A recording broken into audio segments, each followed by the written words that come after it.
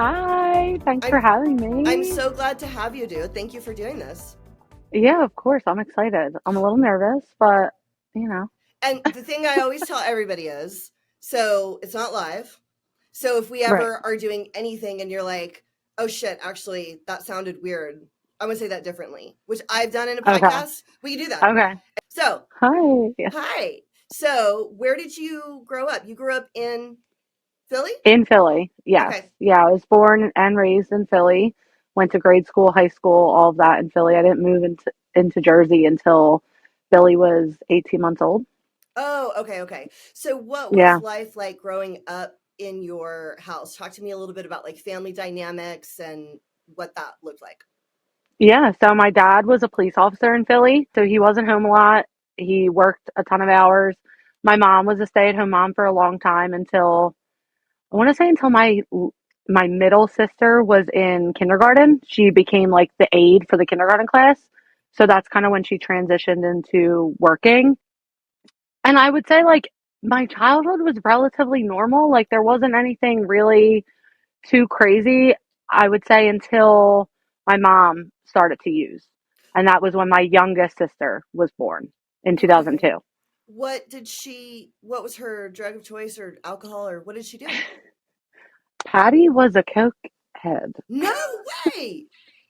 Yeah, you'd never know looking at her, but I can vividly remember like driving to the shore for like family vacation and her like pulling off into this little motel and doing like bumps of coke in the front seat while we're in the back No seat. way. With your dad Yeah. driving? With your dad driving? No, no, because my dad worked a lot. So like my mom, we would go down on the weekends and my dad would be working. So it would be my mom and my sisters and I. And she would Wow. like there's this motel, we still pass it on the way to the shore and I'm like, there's the motel, mom. It's so That's funny. wild. As an adult Yeah. woman, mom, that's great. That's wild. Yeah. And I you mean, can remember that. she always drank, but it wasn't ever like problematic. Let's use that word Yeah. until after my youngest sister was born. After Bailey was born, she postpartum depression, all of that stuff. She was prescribed, I think, either Xanax or Percocet, and it just kind of spiraled. But it's so interesting to look back on because my dad was a cop. So like Yeah. here's my mom like driving to, for people that know, Port Richmond or Bridesburg to get pills. She would like drive to the drug dealer's house and she would drive back. And one day the drug dealer, like, one of the guys that she was buying off of ripped her off and like took the money and didn't give her the drugs. So she drove all the way back to our house. And the way our house was in Philly, like there's a train station at the end of the block. So like she pulled the next to the train station and called 911 and said that she was robbed. And like her and her friend like punched each other in the face. Like it was a whole thing. And the detectives knew that she was lying and they called my dad and they were like, hello? Your wife is lying. Okay, so what was her goal in saying that she got robbed? To get pain pills or to get the guy actually in trouble? She was going to report the connect. I don't know. I think it was just like the money was going to be missing, and I think she Oh, panicked. I okay. really don't know. Okay. No, I've that never makes more specifically, sense. That makes more yeah, I've sense. never specifically asked her about it, but I remember like I think I was in grade school. I had to be because how old was I when Bailey was born? 2002. So I graduated grade school in 2006. So yeah, it was like I was maybe sixth grade.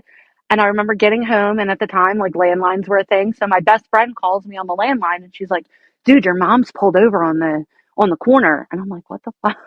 What?" Was she Yeah, actually pulled over or that's when she called 911? that's when she had called 911. Like the Okay. cops came to her location. Yeah, Okay. So is yeah. that the first time your dad found out that she was using? I think that was the first like he had like an inkling of what was happening. It's kind of blurry because I was so young Yeah. and I was also like taking care of my sisters. So because my dad worked a lot and my mom like Yeah. couldn't get off the couch, you know what I mean? So Damn. yeah, it was a pretty that was that time and it was a short-lived. I think Yeah. she got sober in 2004. So like it was a 2 or 3 year like period Yeah. where things were kind of crazy. But yeah, it was Did wild. she, did she go to rehab and go away to treatment and all that stuff? Do you remember? She did. I do. Yeah. Yeah. So the first time I realized that there was an issue with drugs specifically was we had the camper down the shore and we would go every weekend. And my uncle and my mom were very close. My mom has five siblings, so she's one of six. So her and her youngest brother are very close, and they still are. And they would party together, right? So he would come down the camper, and that was normal. But I remember one time he had left, and I went out to the car to get something, and I went in the center console, and I picked up this like brown paper like lunch bag, and it was full of weed. And I didn't know it was weed at the time, but I knew it was drugs. You Right. know what I mean? Like I had that in my mind. I was like, this isn't right.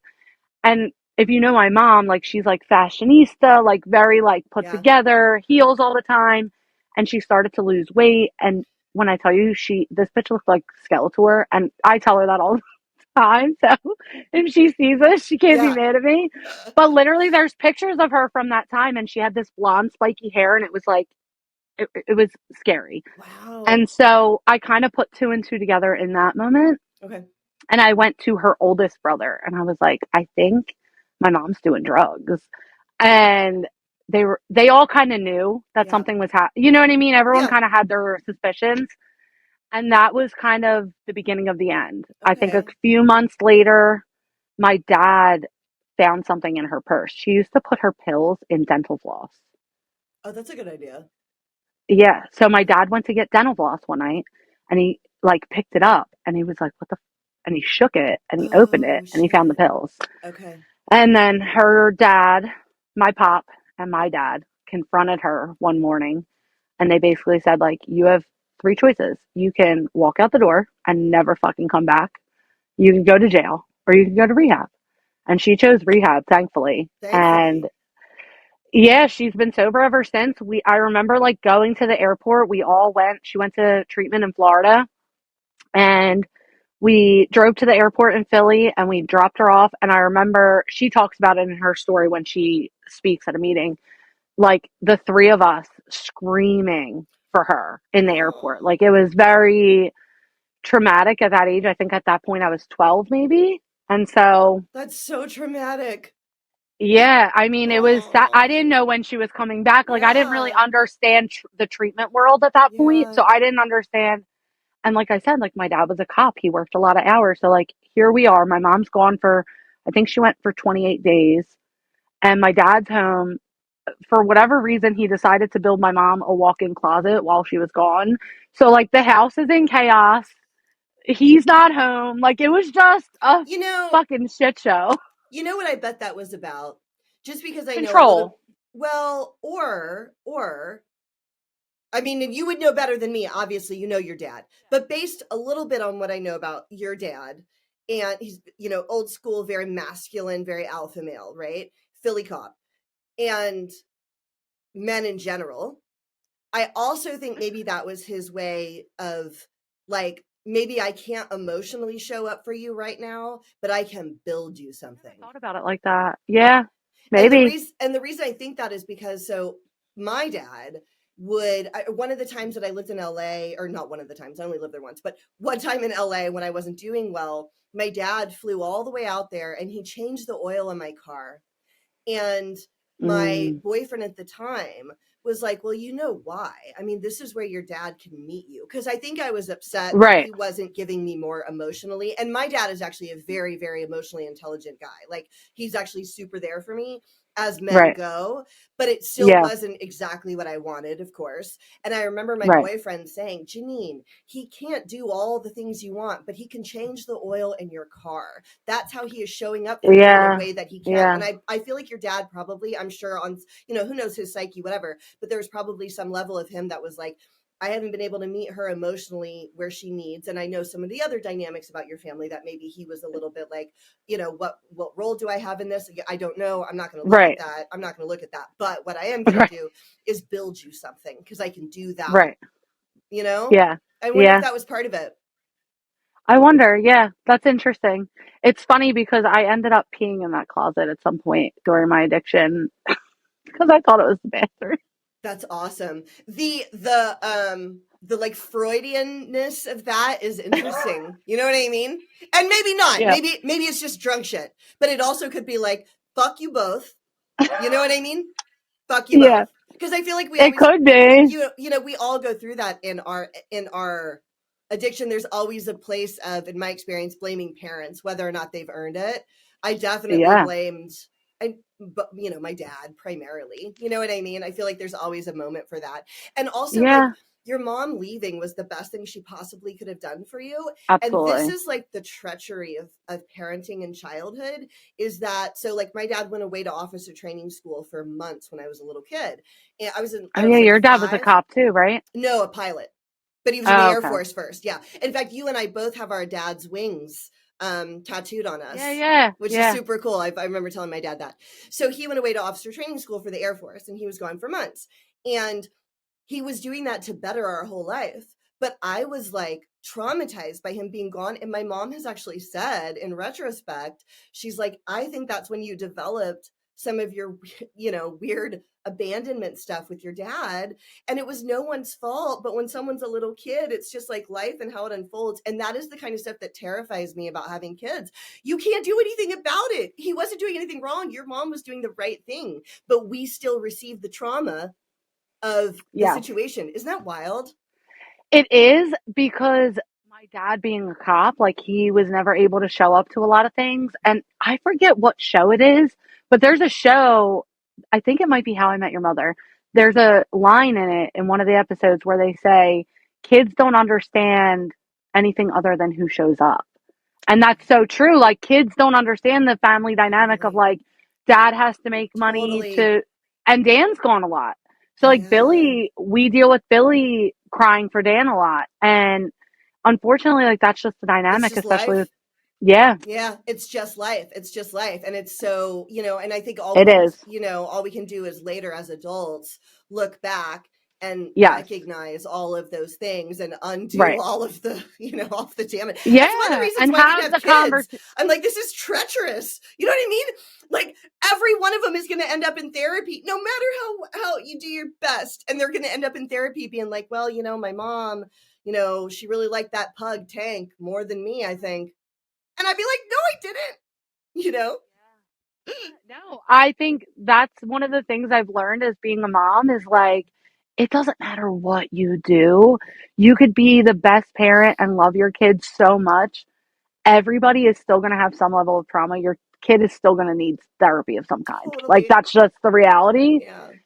I think the biggest part for me, and this kind of touches on that like relationship dynamic with my dad that you were talking about, going back and apologizing and Yeah. explaining like why Yeah. like I've yelled at Billy, obviously. Like I'm a parent, I lose my shit sometimes, and I always make a point to like go back and apologize and explain like mommy was not in control of her emotions. Mommy let herself, you know what I mean? And Yeah. kind of giving that to him because I didn't get apologies. You know what I mean? Yeah. Until I was 33 years old.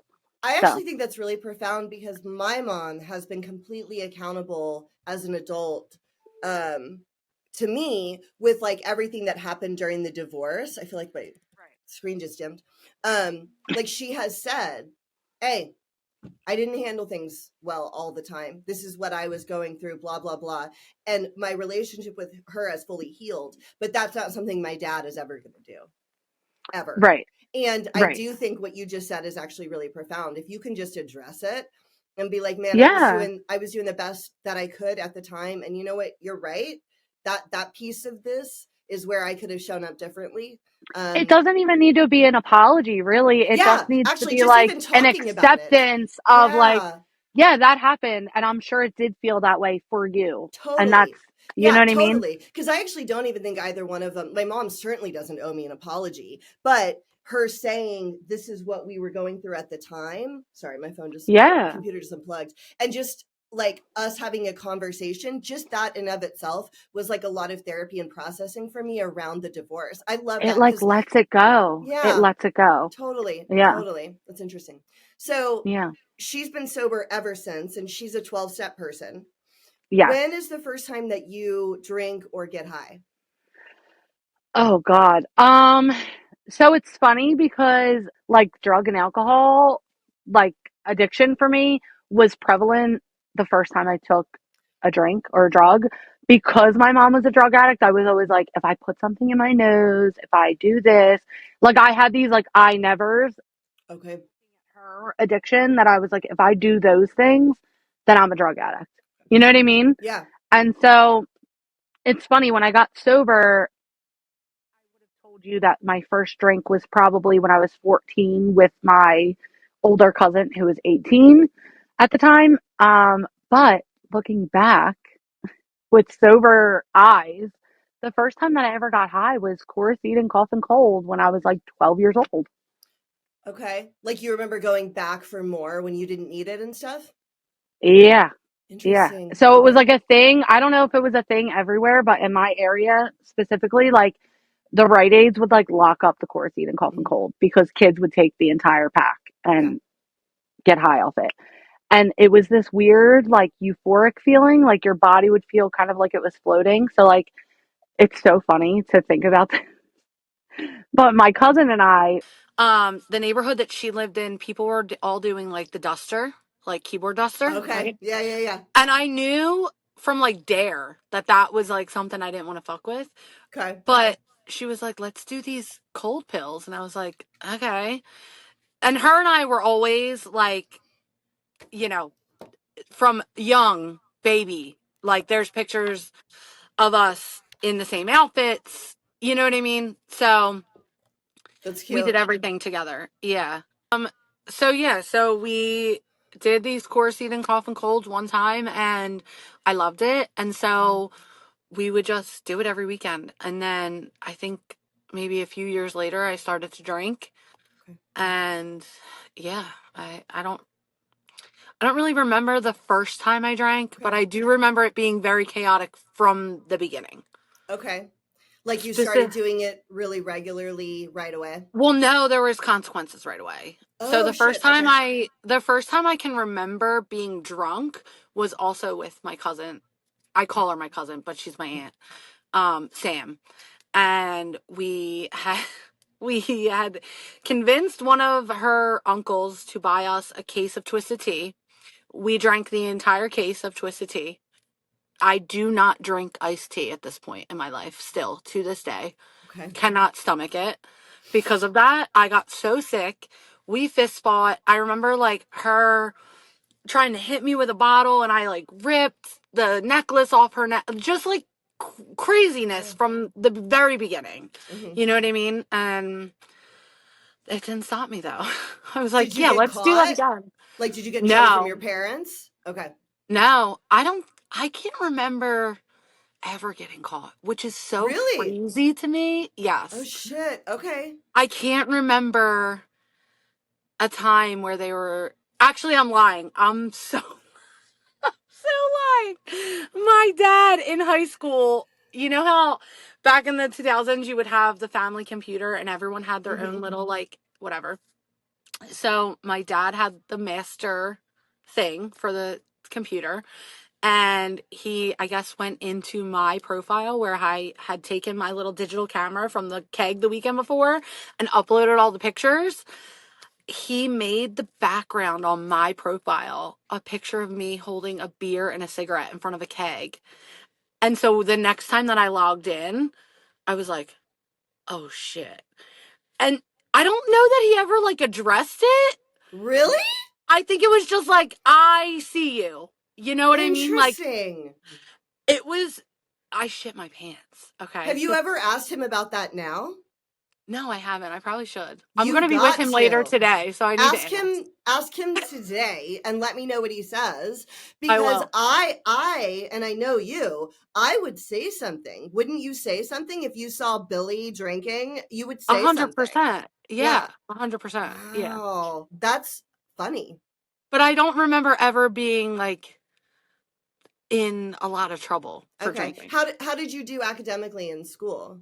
I was top of my class. Like I was very good in high school academically. Okay.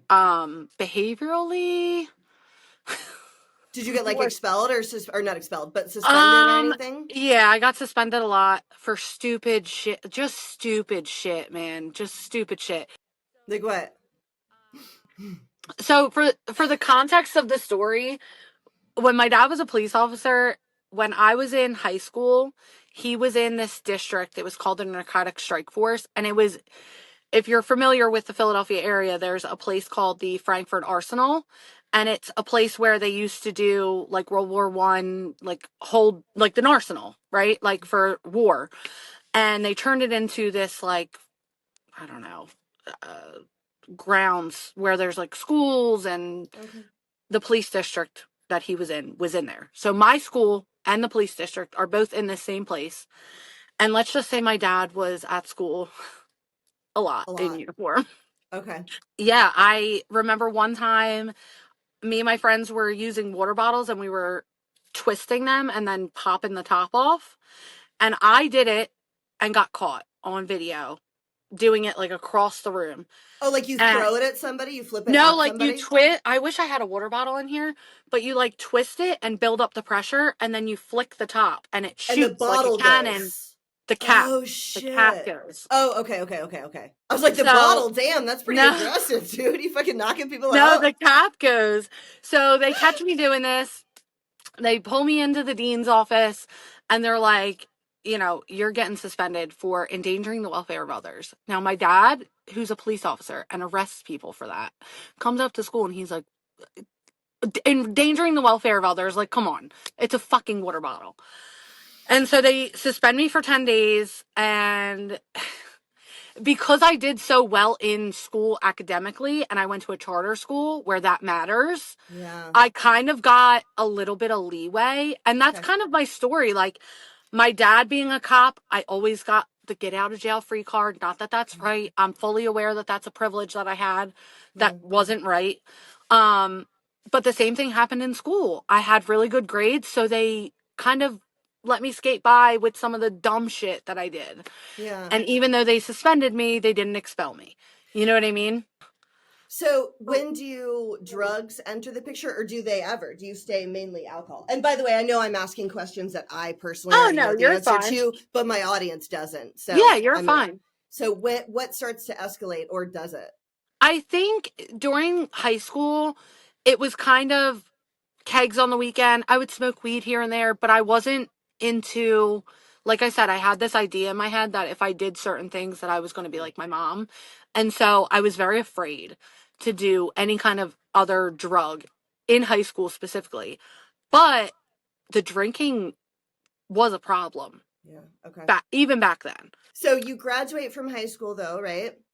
I do. I remember my senior year of high school, like cutting class to go to kegs in the woods, showing up to school still drunk from the night before, driving my car to school still drunk from the night Oh, so before. you would drink on weeknights too, like Oh during the week? yeah, like Thursday through Sunday, Okay. 100%. Okay. And Okay. my friend Heather had a house where her parents would go away a lot.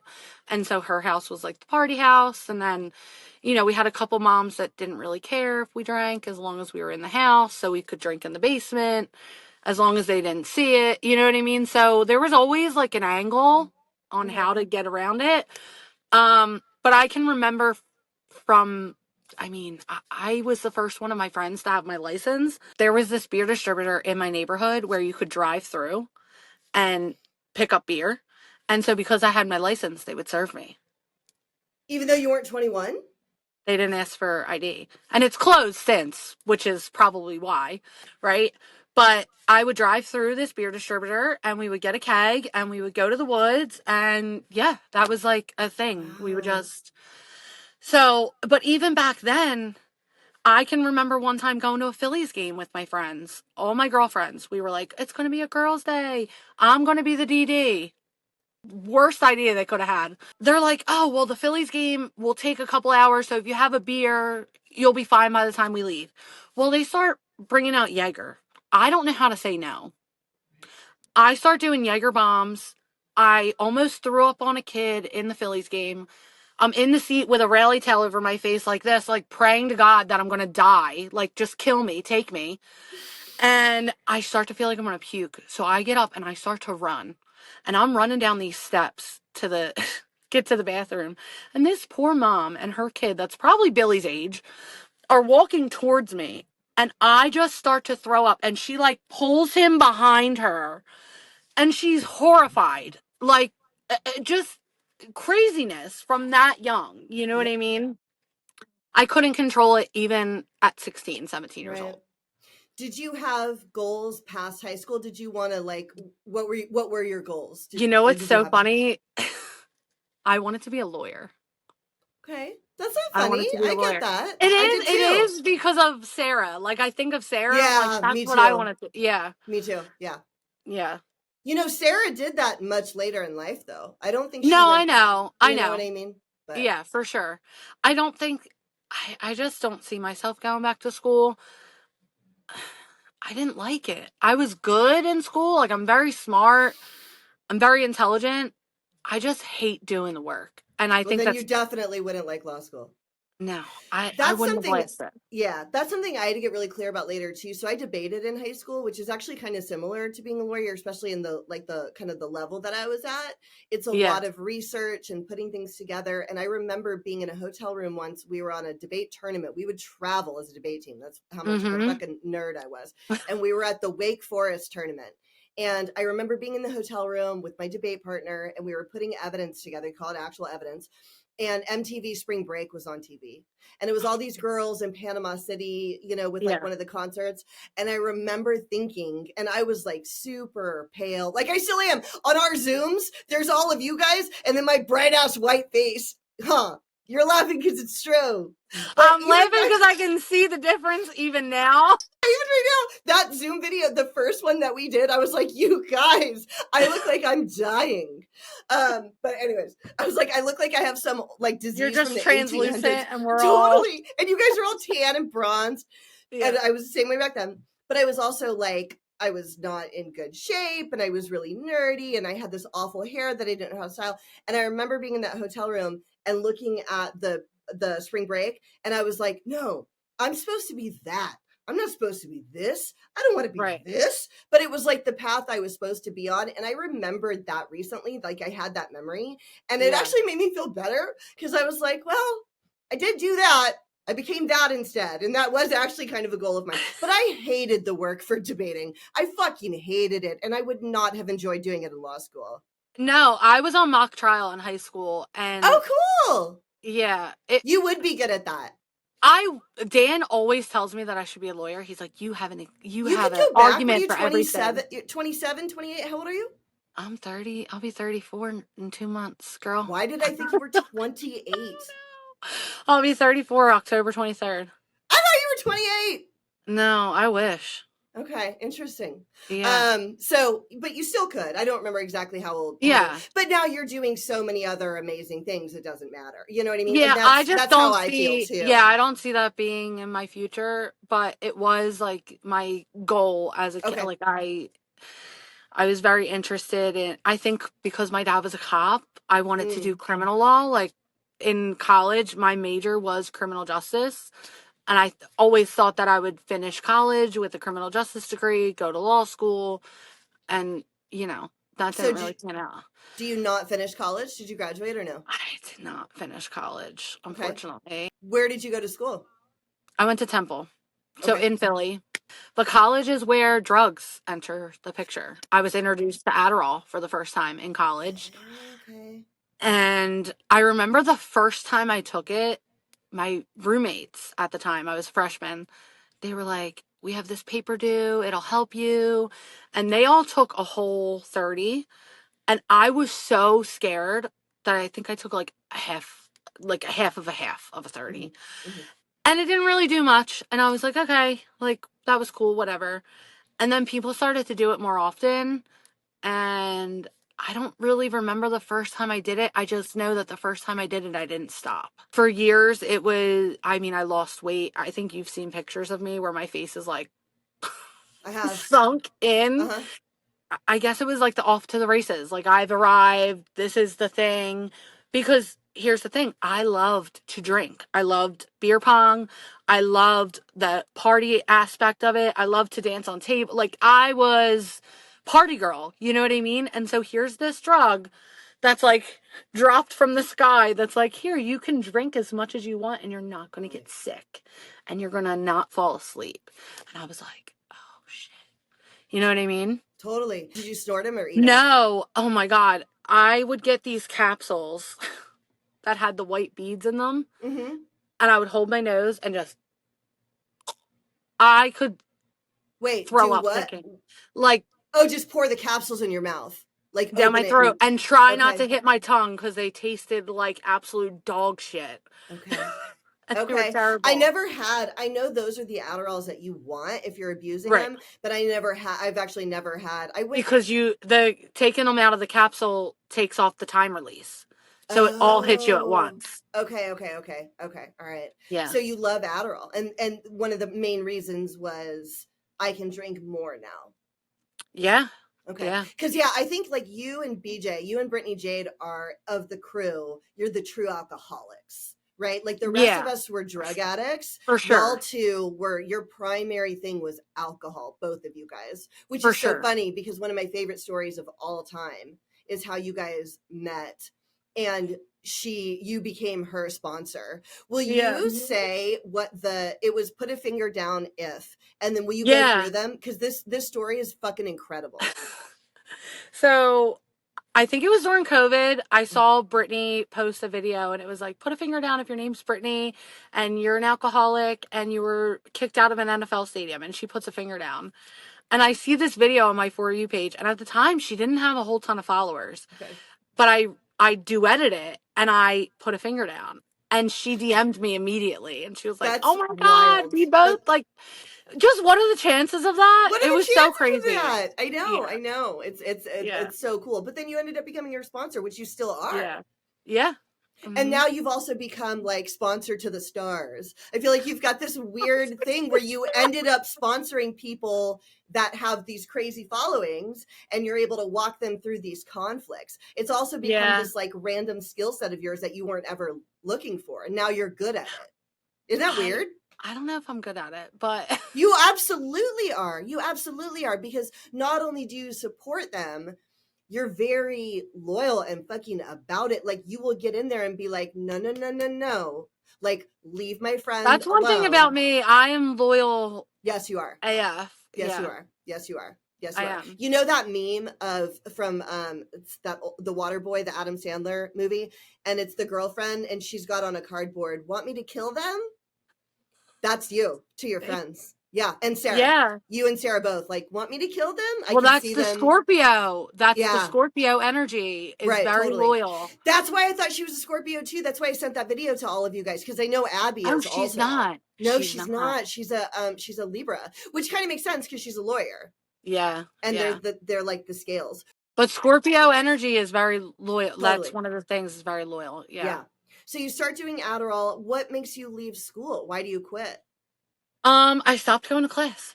I was more interested in the party aspect of it. I was partying.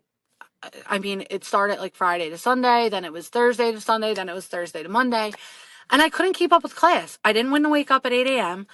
I, I tried to like live home for a little bit to like remove myself from the party aspect, and that didn't help. While I was in college, I think this is important. While I was in college, my pop, who Billy is named after, got very sick with dementia. And so my aunt, that I'm very close with in age, lived with him. And so I moved in with them to help care for him. And I was still going to school simultaneously, but that made it easier for me to stay in bed. You know what I Right. mean? Mm-hmm. He's sick, he needs me. I'm too far, even though I really was only 20 minutes away from school. I'm too far, I can't get there.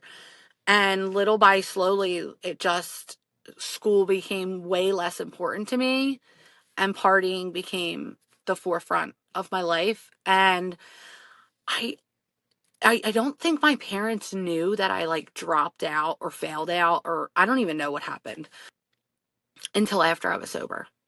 I think I Oh, like I think I like lied my way out of it and said that um hold on. I mean, they knew you didn't graduate.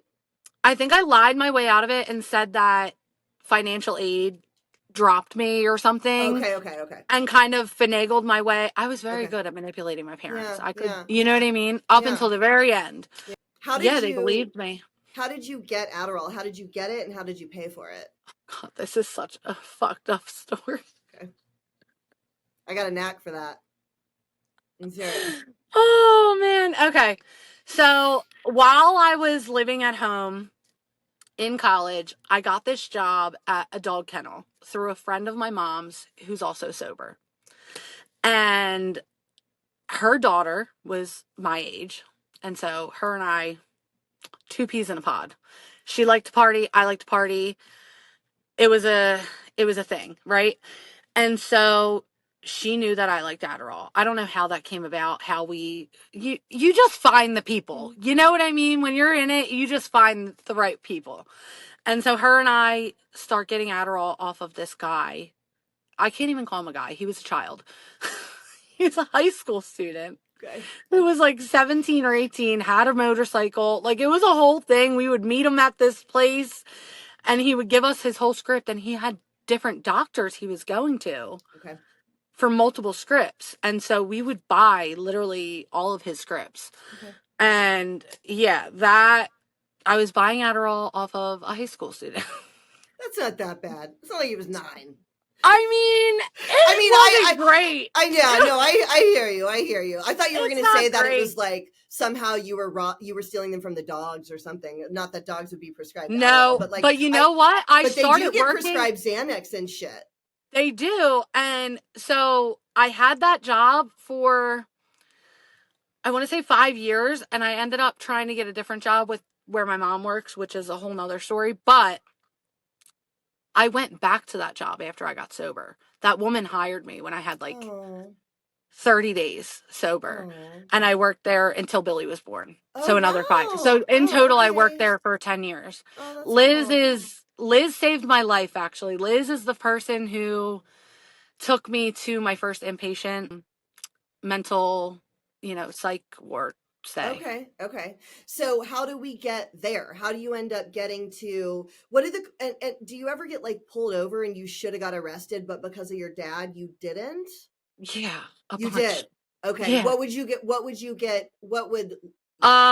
make you have law enforcement contact? Usually drinking and driving, or drinking or driving with someone who was drinking. I have so many stories about my dad. I could go on for literally days.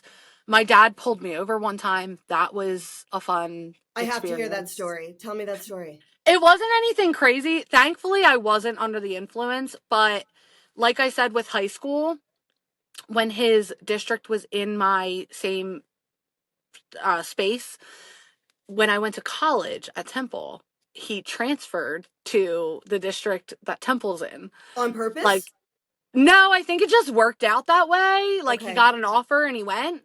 But it was just interesting that he was just always like, right there. Had eyes. You know what I mean? Yeah. And so I was at Temple. He was in the district that like buddied up to Temple. It wasn't directly Temple's district, but it was close enough that he was there. And so I had to drive through his district to get to Temple. And so one day I'm driving to school and I come over this bridge at Girard and I see the lights behind me. And I'm like, what the fuck? Like, what did I do now? You know what I mean? And then I hear the loudspeaker. He gets on the fucking microphone and he's like, Britt Bernard, pull over. I'm like, there is no fucking way in the world that my dad is behind me right now. There's no fucking way. You knew right away? You recognized his voice? Yeah, 100%. I knew it was him immediately. And I knew his number for his car.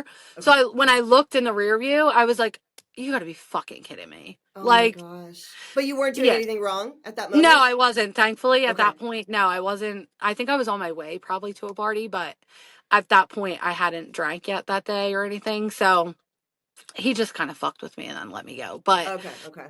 Give me a scenario in which you would get pulled over and you should have gone to jail. And then what happens? I have a really good one. That same cousin, I keep saying cousin and aunt are interchangeable for her, for me. So Sam, her boyfriend, and I were all smoking weed at I think his parents' house or something. And I go to leave. I get in my car. I'm obviously high. We had smoked weed. And I get in the car and I go to leave. And as I pull out, I get to this stop sign and a cop is coming towards me. So I'm going this way. He's coming this way. And I see him clock me. You know what I mean? And I don't know if it was my registration or an out tail light. Something was happening with the car also that gave him probable cause to pull me over. So I see him get to the stop sign at the end of the block and I keep going forward, right? But I see him get to the stop sign and pull a U-turn. And I'm like, fuck. I knew immediately. So I'm like 10 and 2, trying to like be as sober as possible, driving the car. And he lights me up. I pull over and he's like, do you know why I pulled you over? And I'm like, no, officer, I have no clue. And he tells me, I forget, it was either the taillight or the registration. I want to say it was the registration because that makes it for him be able to live stop my vehicle, which means tow it and put me in jail. Oh, okay. And so he tells me that this is happening and I just blurt out, my dad's Kevin Bernard. He's like, I know who your dad is. So he knew my dad. Okay. So he asks for my license, registration, and insurance, and he goes, you have until I come back to get your dad on the phone. And I'm like, fuck. So I start calling my dad, and he's not answering. And I'm calling. He's not answering. I am full blown crying, hysterics.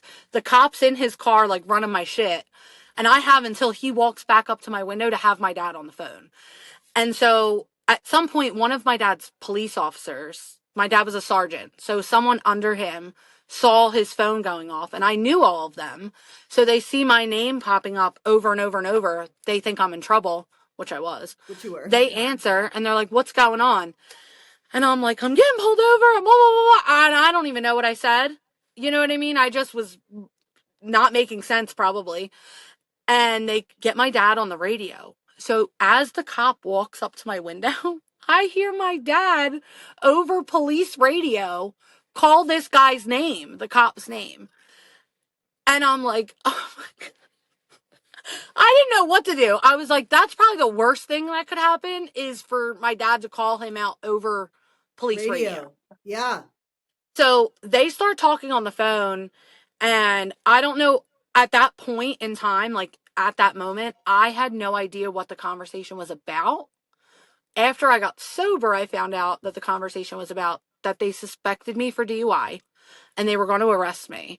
And my dad asked for them to kind of give me a pass. Okay. So I leave not knowing that that conversation transpired. And the cop follows me literally all the way home till I park my car. The cop follows me. Okay. At the time, I thought he was just being a jerk off. Right. You know what I mean? Come to find out, he was making sure that I didn't kill anybody. Totally. Yes. And that you went where you said you were going. Right. You didn't go drive, somewhere else. But my dad never talked to me about that. Wow. How drunk were you? I wasn't drunk. I had smoked weed. So I was definitely high as hell. Okay. My eyes were probably red. You know what I mean? The whole nine. Yeah. Like, it was very obvious. Yeah. Yeah. Okay. So what age are you when you get sober? I was 26 when I got sober.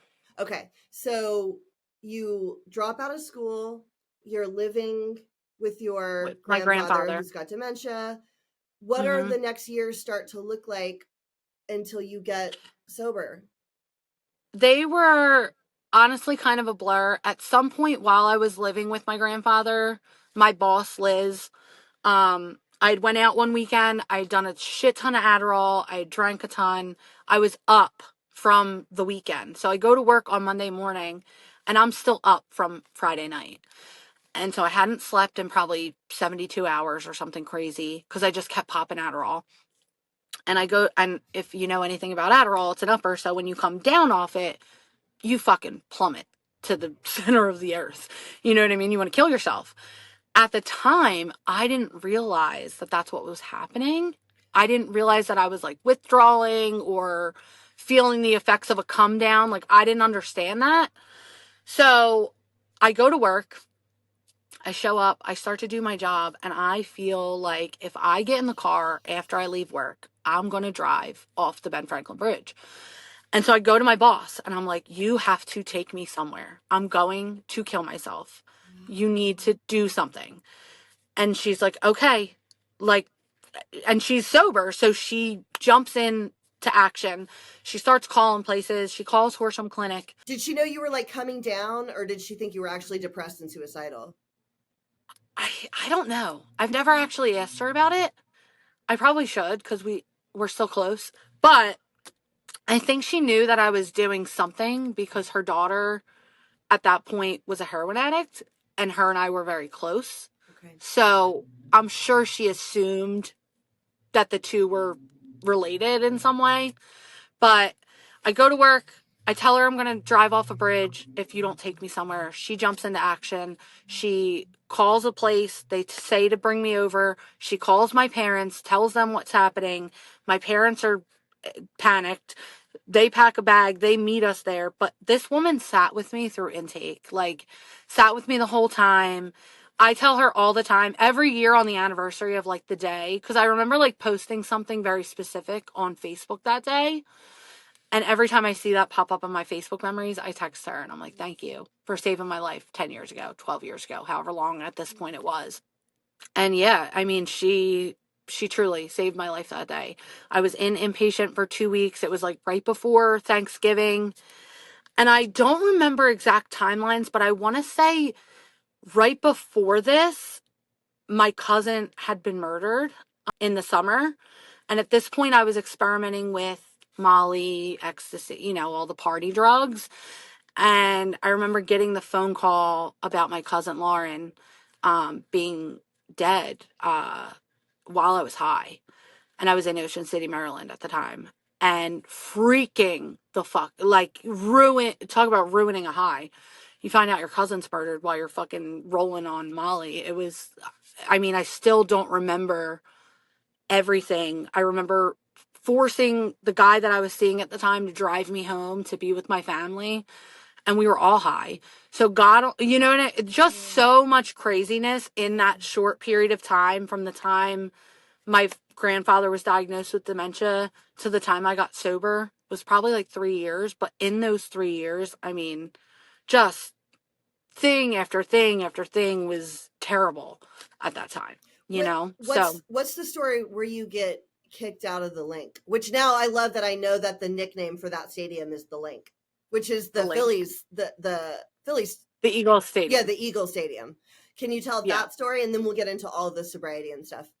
Yeah, so that's probably another story about where I probably should have been arrested and I wasn't because of my dad.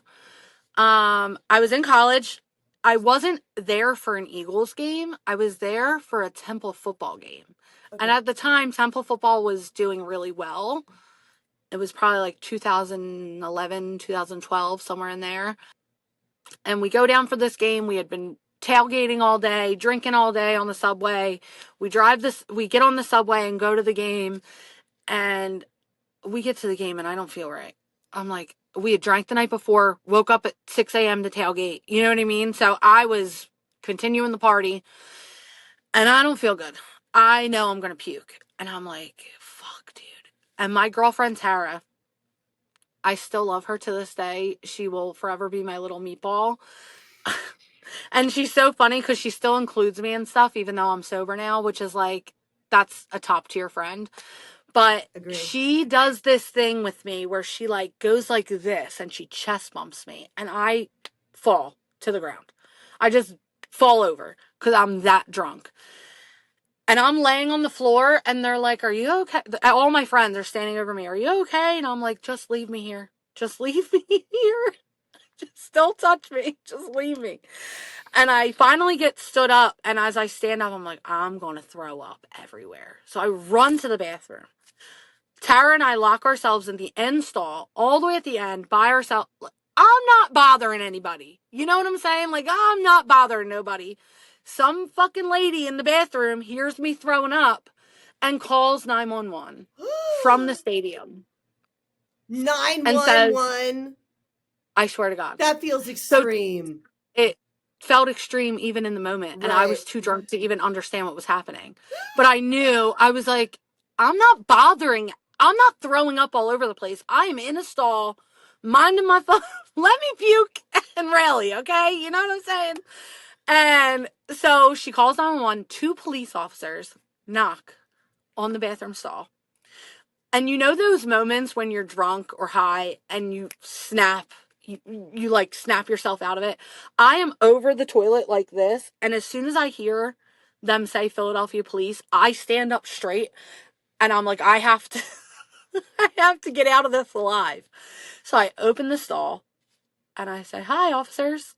And they're like, "Are you okay in here?" And at the time I'm underage, Right. right? So I'm underage drinking. Yeah, I'm fine. They could probably tell I was drunk. I knew I was fucked. So again, I blurt out, my dad's a police officer. Oh, okay. And they're like, okay, well, you have two options. You can get your dad on the phone right now, or we can walk you to the medical amnesty tent and you can go to the hospital for alcohol, like intoxication or whatever. So I start calling my dad. He answers right away.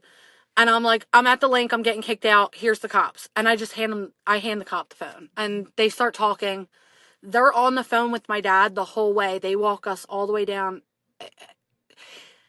At the Linc, the way that it is, it's like ramps. So you have to like walk down all these ramps all the way to the bottom, right? So they're walking me down all these ramps and they're on the phone with my dad the whole time. I don't even know what they're saying. I'm just trying not to get put in handcuffs at this Yeah. point. You know what I'm saying? They walk me all the way out this door and they're like, and don't come back. And I was like, okay. Wow. And they hand me my phone and my dad goes, I'm not even going to have this conversation with you right now. Get home, text me when you are at your dorm, and call me when you wake up from your nap. And I was like, okay, click. And I get on the subway. Thankfully, Tara wasn't as intoxicated as I was, so she got us back to our dorm safely. We get back to the dorm. I fall asleep. I call my dad back. And he's like, what the fuck, Britt? Like, you're not allowed back at the Linc. And I was like, and for a Philadelphian that loves the Eagles, that is not a good place to be, That's like okay? worse than going to jail for you, right? Are you Oh like, my dude, God, I it would was have just so, gone to I was like, jail. oh my God, it was so embarrassing. I mean, now looking back, like, Philly fans have such a reputation. Right. I mean, even on the videos that we have posted where I say that I was kicked out of the Linc, people comment, oh my God, she got kicked out of the Linc. That's such a big deal. Like, everyone gets kicked out of the Linc. Right. Yeah. That's And just and right. obviously you've gone back. That's not actually I true. have gone back. It took me a very long time to go back. I was terrified that they had like facial recognition Yeah, or totally. something. I Yeah. didn't know how it worked. I still really don't know how it worked. And Yeah. because I'm involved with Eagles Autism now, I get so nervous talking about this stuff publicly Yeah. that I'm like, they're going to kick me out and then let me come I back. don't And think they poor will. Billy. I don't think they No, will. I am a changed human. I will never disrespect the rules at the Linc. I'm going on record saying that. Love the Eagles. Love Jeffrey Lurie. Love y'all. Let me stay, please. So, what is the reason for let me talk to your dad right now? What's the cop reason? Do you think it's just like I just want to make sure that first of all this is true and then secondly the dad knows what's going on. I've got some belief that there will be some disciplinary action happening here. I think there's a few reasons, but I think the driving force behind it is she can't get out of it if I tell him. Okay. And that's happened to me. I had a boyfriend who uh he was something. He was a heroin addict and he stole my car while I was in Florida and drove it through my dad's district with a man in the front seat that had a body warrant and 2 pounds of marijuana under my car. So my dad's police officers pull over my vehicle and I'm not driving it. And the guy driving is my boyfriend. He says, I'm her boyfriend. And the cops say, you have two options. You can tell Kevin or we can tell Kevin. But you have until Brittany comes back from Florida to do so. And he never told me. So the cops tell my dad. I get a phone call. I think it was during Hurricane Sandy. We're sitting in my dorm room. I had just moved back in. He's sitting next to me on the bed. And I get a phone call from my dad. I answer it. And he's like, "Do you want to tell me why Dave got pulled over with a man that had a warrant in my district in your car?" And I just turn my head and I'm like, "I have no idea what you're talking about, Dad." I'm trying not to let him know what my dad's saying, but I'm trying to be like a dick, kind of like, "Yeah, Dad, I didn't know that. Why?" So we hang up and I kick him out of my dorm room and I never talk to him again. Oh, wow. So when your boss takes you to that place, is that your sobriety date?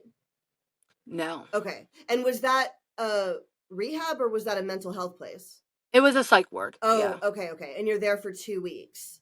So Mm-hmm. I want to jump back to that time. So when you're there for Mm-hmm. 2 weeks, do you start thinking, "Oh wait, no, this is because of the Adderall and the drugs," or do you think it's a mental health crisis?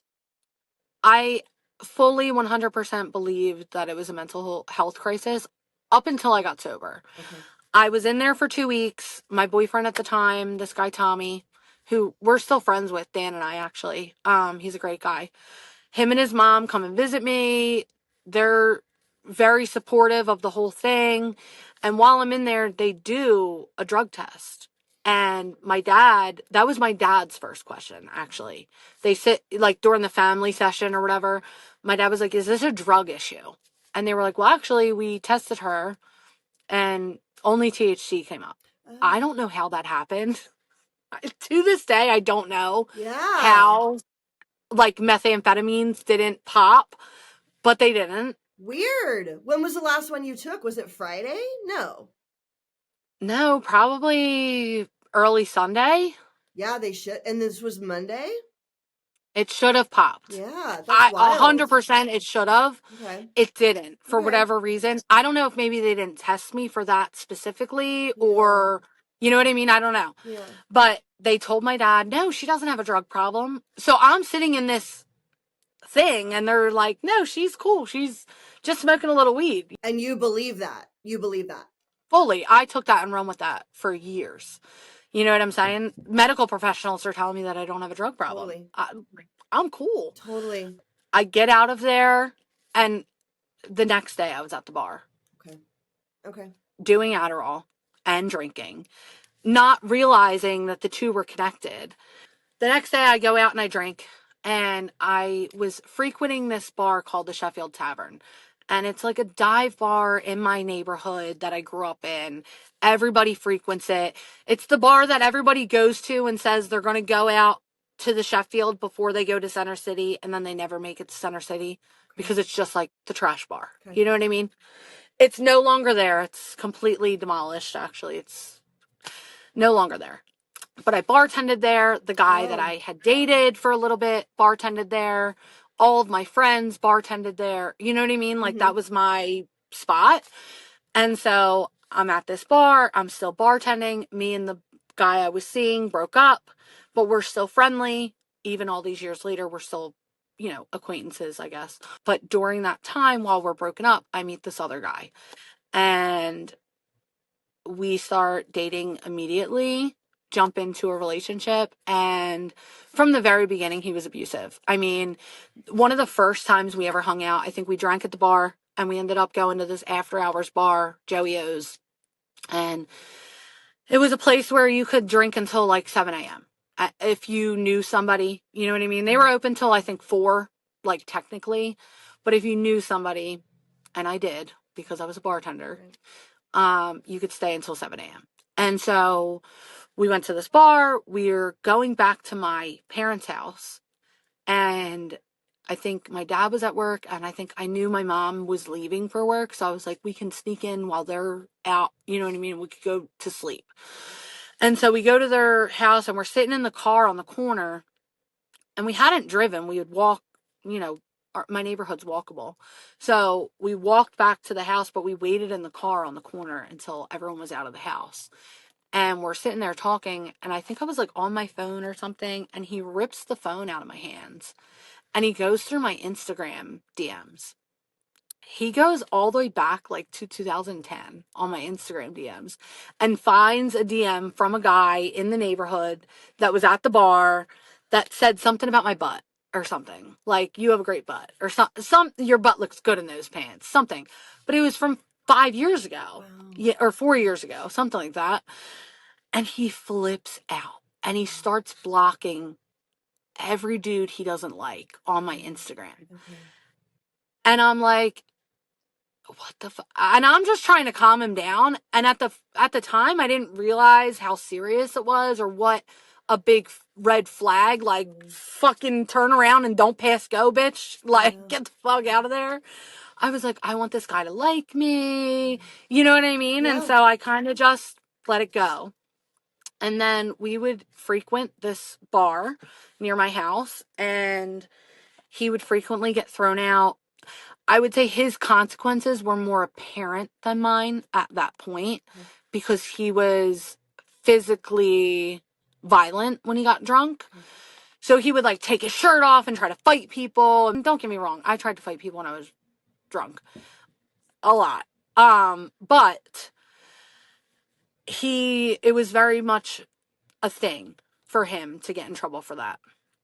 And so at some point, I don't know if I said it to him or my parents said it to him that he had a problem with alcohol. He ends up going to treatment.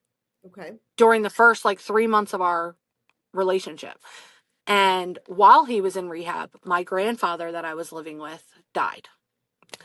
And the rehab let him out to come to the funeral, and he gets sober. And at this point, I'm thinking all of these bad things that are happening are going to stop because he's sober, and that's not who he is. It was the alcohol. My dad had owned my grandmother's house, and she had been gone for a while, and he was letting people from his church use it as like almost like a sober living house. Like, you had to be sober to live there. So when this guy got out of treatment, my dad allowed him to rent a room from him. And so he starts renting a room, and he lives around the corner now. And I think this is going to be great. He's sober.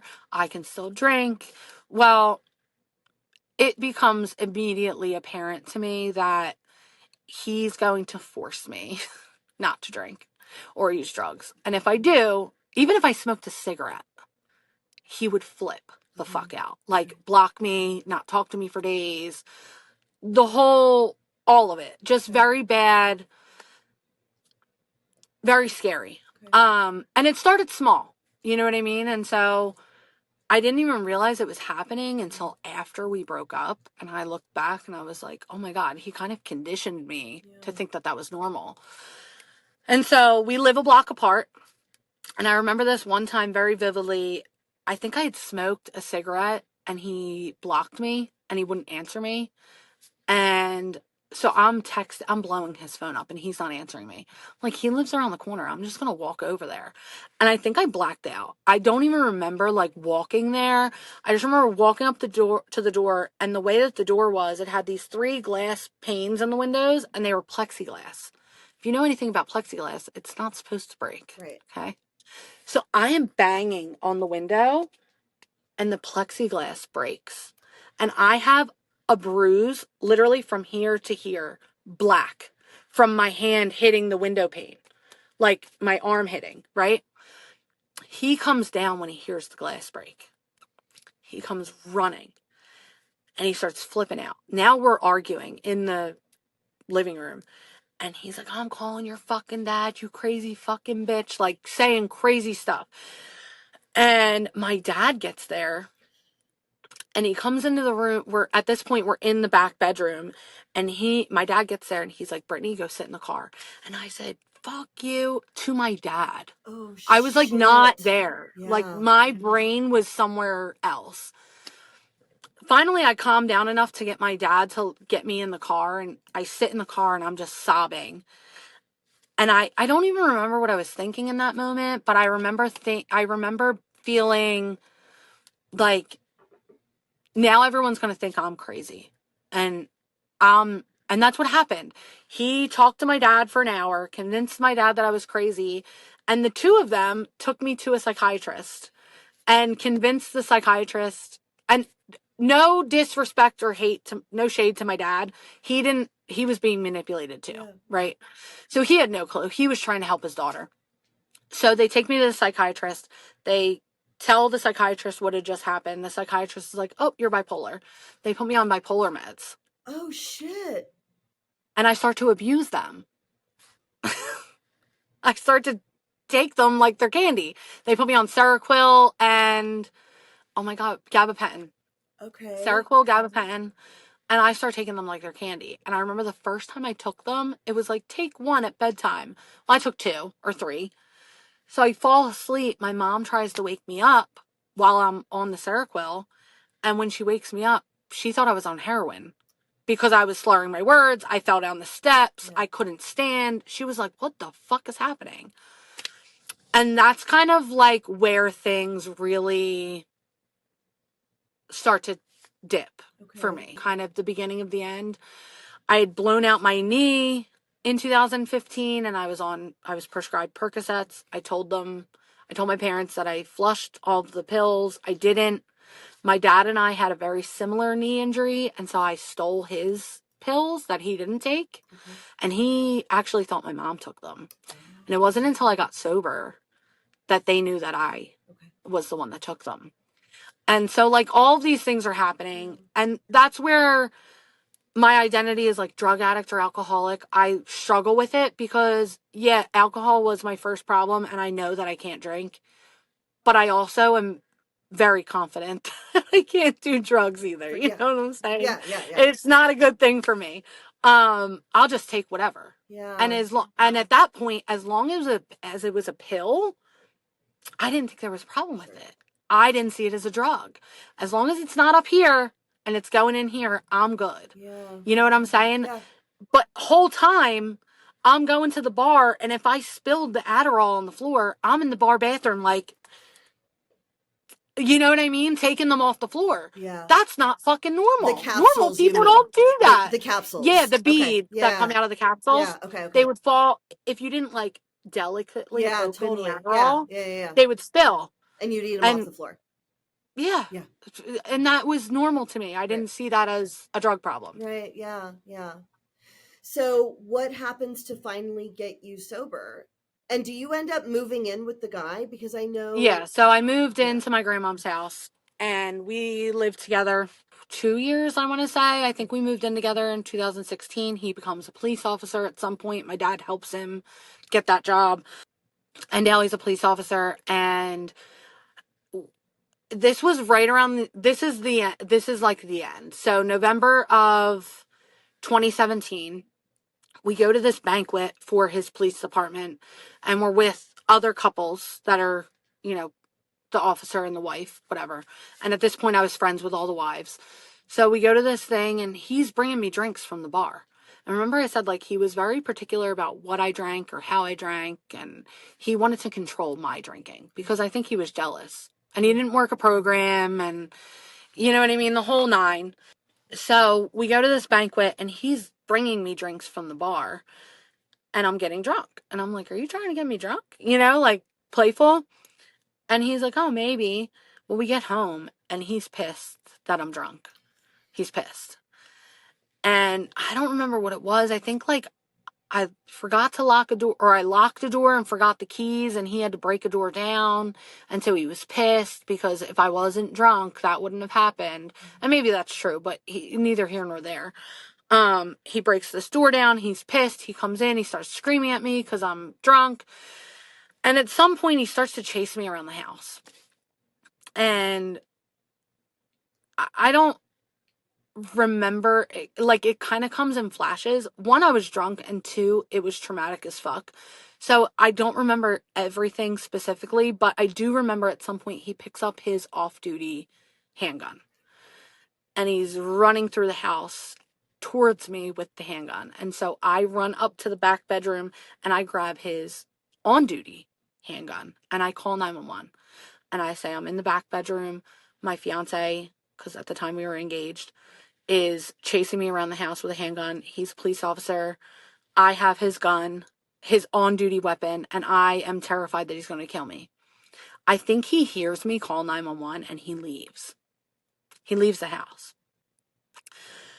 So I go downstairs and I'm waiting for 911 to get there. The cops come. And when I open the door, there's a picture on the wall of him graduating the academy. And so I open the door and they ask if everything's okay. And I say, he left. We were in a dispute, but he's gone. They say, oh, is he a police officer? I explain where he's a cop and whatever. And they're like, all right, have a nice night. And they leave. I don't know if there was ever a police report made. I don't know. You know what I mean? I don't know if any of that ever, but I did call 911. I know I did. And so the next day, like, it just went on like normal. Wow. And it was like nothing ever happened. But I had bruises, and for whatever reason, I took pictures of that night. I took pictures of the bruises. I still have them to this day. Just in case he ever comes back and he's like, you're a lying bitch. No, I'm not. He was crazy. I mean, even after we broke up, he would torture me with like blank text messages, just no words in it. He would just spacebar and send me blank text messages just as like I'm watching you kind of thing. And yeah, we broke up February of 2018, February of 2018, because the Eagles won the Super Bowl that year.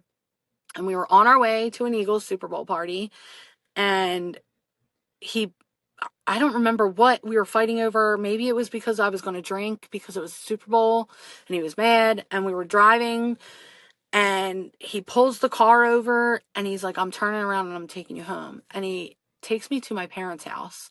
So I call my cousins and I'm like, what are you doing for the Eagle? Like, I'm not missing the Super Bowl. What are we doing? Fuck this guy. And I go to my cousin's house and I get plastered because I'm emotionally just devastated.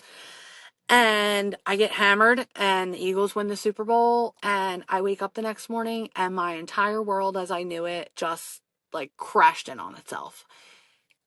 He wasn't answering me. I woke up at my parents' house. I was fighting with my sister, my youngest sister, who's like an angel. She never does anything wrong.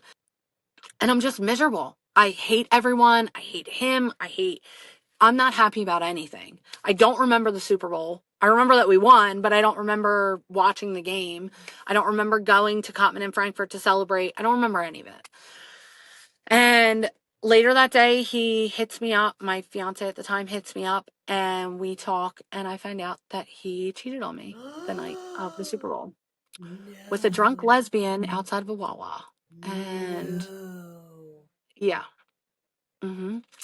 And so I go through that week devastated, obviously. I think I'm getting married. Now I'm no longer getting married. I'm staying with my parents because he lives in my grandmom's house. I'm resentful at my dad for not kicking him out. My dad's like, I can't kick him out legally. I have no reason to. Yeah, just this whole mess, right? And so at this part of it, I think I've blocked out most of it because it was traumatic. At some point, I move in with him while we're broken up, and we're like trying to work it out. And I don't really know what the goal was. I hated him at this point, and I'm pretty sure he hated me always. So, like, you know what I mean? I don't know what we were doing, but we're living in the same space. Sometimes we're sleeping in the same bed. Sometimes we're not. My family and I end up going to the Eagles Super Bowl parade. I go with my aunt, my cousin, and my little sister. And I got an entire case of beer for myself. And I fully intended on drinking the entire case of beer. I did. Newsflash. So I am trashed. And my sister at this point, I think she was like maybe 16, 17. Like, she's in high school. So my mom's like, you're going with Brittany. She'll take care of you. I'm not capable of taking care of anyone, let alone myself or her. And so I'm trying to fight this guy who's like 7 foot tall, and he's bumping into us. Now we're in a crowd of a million people. Like, of course, people are bumping into each other. But I took it personally. I'm trying to fight this guy. We start to leave. The parade's over. We're walking down Broad Street, and my sister starts to run ahead of me because she's with my cousin. And I'm like, get back here. You're supposed to be with me. I'm like trying to still be in control, and I'm not even in control of my own body. And so she gets mad. My cousin is like, Britt, chill. And I just mug her face. And I just like bear paw her face. So I mug her and she swings. Rightfully so. So we are brawling, literally on the ground, rolling, fist fighting in the middle of Broad Street after the Eagles parade. And my aunt is screaming, get off my daughter! Like, just chaos. And it was so bad. We end up getting home. I have to tell my mom now that I fought my cousin who's 4 years younger than me because I'm an asshole. Everyone's mad at me. My cousin doesn't want to talk to me. My aunt doesn't want to talk. Nobody wants shit to do with me. They're like, this fucking crazy person. Like, what the At this point, nobody knew that he had cheated on me. I didn't tell anybody. You know what I mean? So I'm dealing with all this emotional stuff, and the only way I know how to fix that problem is alcohol. Yeah. That's the only solution I had in my life at that point. Obviously, that's not the solution, but I thought it was. And it just made it worse, right? And that's my experience. Alcohol always made it worse. And so now I have to face these very real, very fucked up actions that I took against innocent people that have nothing to do with my dickhead fiance who cheated on me and was abusive. You know what I mean? Yeah.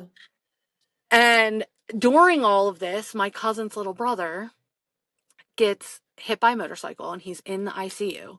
And so now I'm facing losing her brother, but I'm afraid to go see him in the hospital because I haven't talked to either of them since the Super Bowl thing.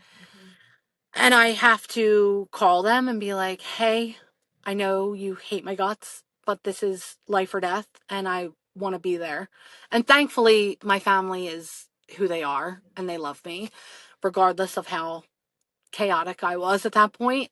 They let me come see him. And today we have a beautiful relationship. But at that time, it was, not great. So what leads you to finally ending your relationship with that guy and then also getting sober? So I think we had gone out to breakfast with my parents, and my parents didn't know at this point that he had cheated on me. They knew we were having trouble. They knew we weren't getting along, but they didn't know about the cheating. And so we go out to breakfast, and my parents are Christians. My mom's sober. They're like trying to coach us through, right? And so their idea is reconciliation. And I'm sitting at this breakfast like, fuck this. I don't want to reconcile anything. And so I end up going into the bathroom and I puke because I'm so sick, like physically ill, thinking about all of it, that I go in the bathroom and I puke up my breakfast. My mom comes in after me. And while I'm in the bathroom, my ex tells my dad that he cheated on me. He comes clean. For whatever reason, I cannot rationally make sense of like some of the things that he did at the end, like him just leaving, him coming clean to my dad. I don't know why he did any of that. It doesn't really make sense with anything else that happened in the relationship, But I am glad that it happened that way. Yeah. Because if it wouldn't have, I wouldn't be where I am today, Yeah. I might still be stuck in that shitty relationship. Yeah. So he comes clean to my dad. We leave this breakfast. We get in the car and I look at him and I say, I need you to tell me everything. Because I know you've cheated on me more than once and I need to know everything. I knew it wasn't the first time. Oh, you did? You know what I mean? You thought that? Based on how he reacted to like my Instagram DMs in the beginning, like at this point, like things were starting to make sense in ways that they hadn't made sense before for me. And so I just had this feeling, intuition. I don't know where it came from. I just knew. And so I said, you just need to tell me everything. And if you tell me everything, maybe I'll feel better about it and we could get past it. I knew that wasn't the case. You know what I mean? I knew that wasn't going to happen, but I just wanted to know. I needed all the details. And so he tells me every time that he has cheated on me in the last 3 years. And the first being at that after hours bar with a girl that I had gone to kindergarten with. in the bathroom of the bar while I was waiting for him to come back from the bathroom. Oh So my he went into the bathroom, gosh. And had sex with fucked, her in the bathroom? had sex with a girl that I went to grade school, kindergarten with, came back and acted like nothing happened. So if that doesn't tell you that he's a psychopath, I don't know what does. And that, I think, was my final. I was like, you need to leave. Okay. You need to go. Yeah. I'm done. So There's no coming back from that. this is a random question. Did he have sex with the chick outside the Wawa also? And by the way, guys, Wawa is kind of like a 7-Eleven, right? Wawa, yeah, like Sheetz, 7-Eleven, Circle K. Okay. It's all kind of the same. Not Yeah. that it matters, but did he fuck her outside that gas station? No, so from what he told me, now this could be completely untrue. We're talking about a serial liar, so I don't know. He walks to the Wawa. He sees this girl crying on the floor outside, and he's the big bad cop, so he's going to come save the day. So he's like, hey, what's wrong? And I don't know what she told him, but he's like, oh, I'll give you a ride home. She didn't have a ride or something. So he drives her to her house in Roxborough. She invites him in. Okay. They sleep together. Wow. He drives home. Yeah. Okay. Okay. That was the night of the Super Bowl.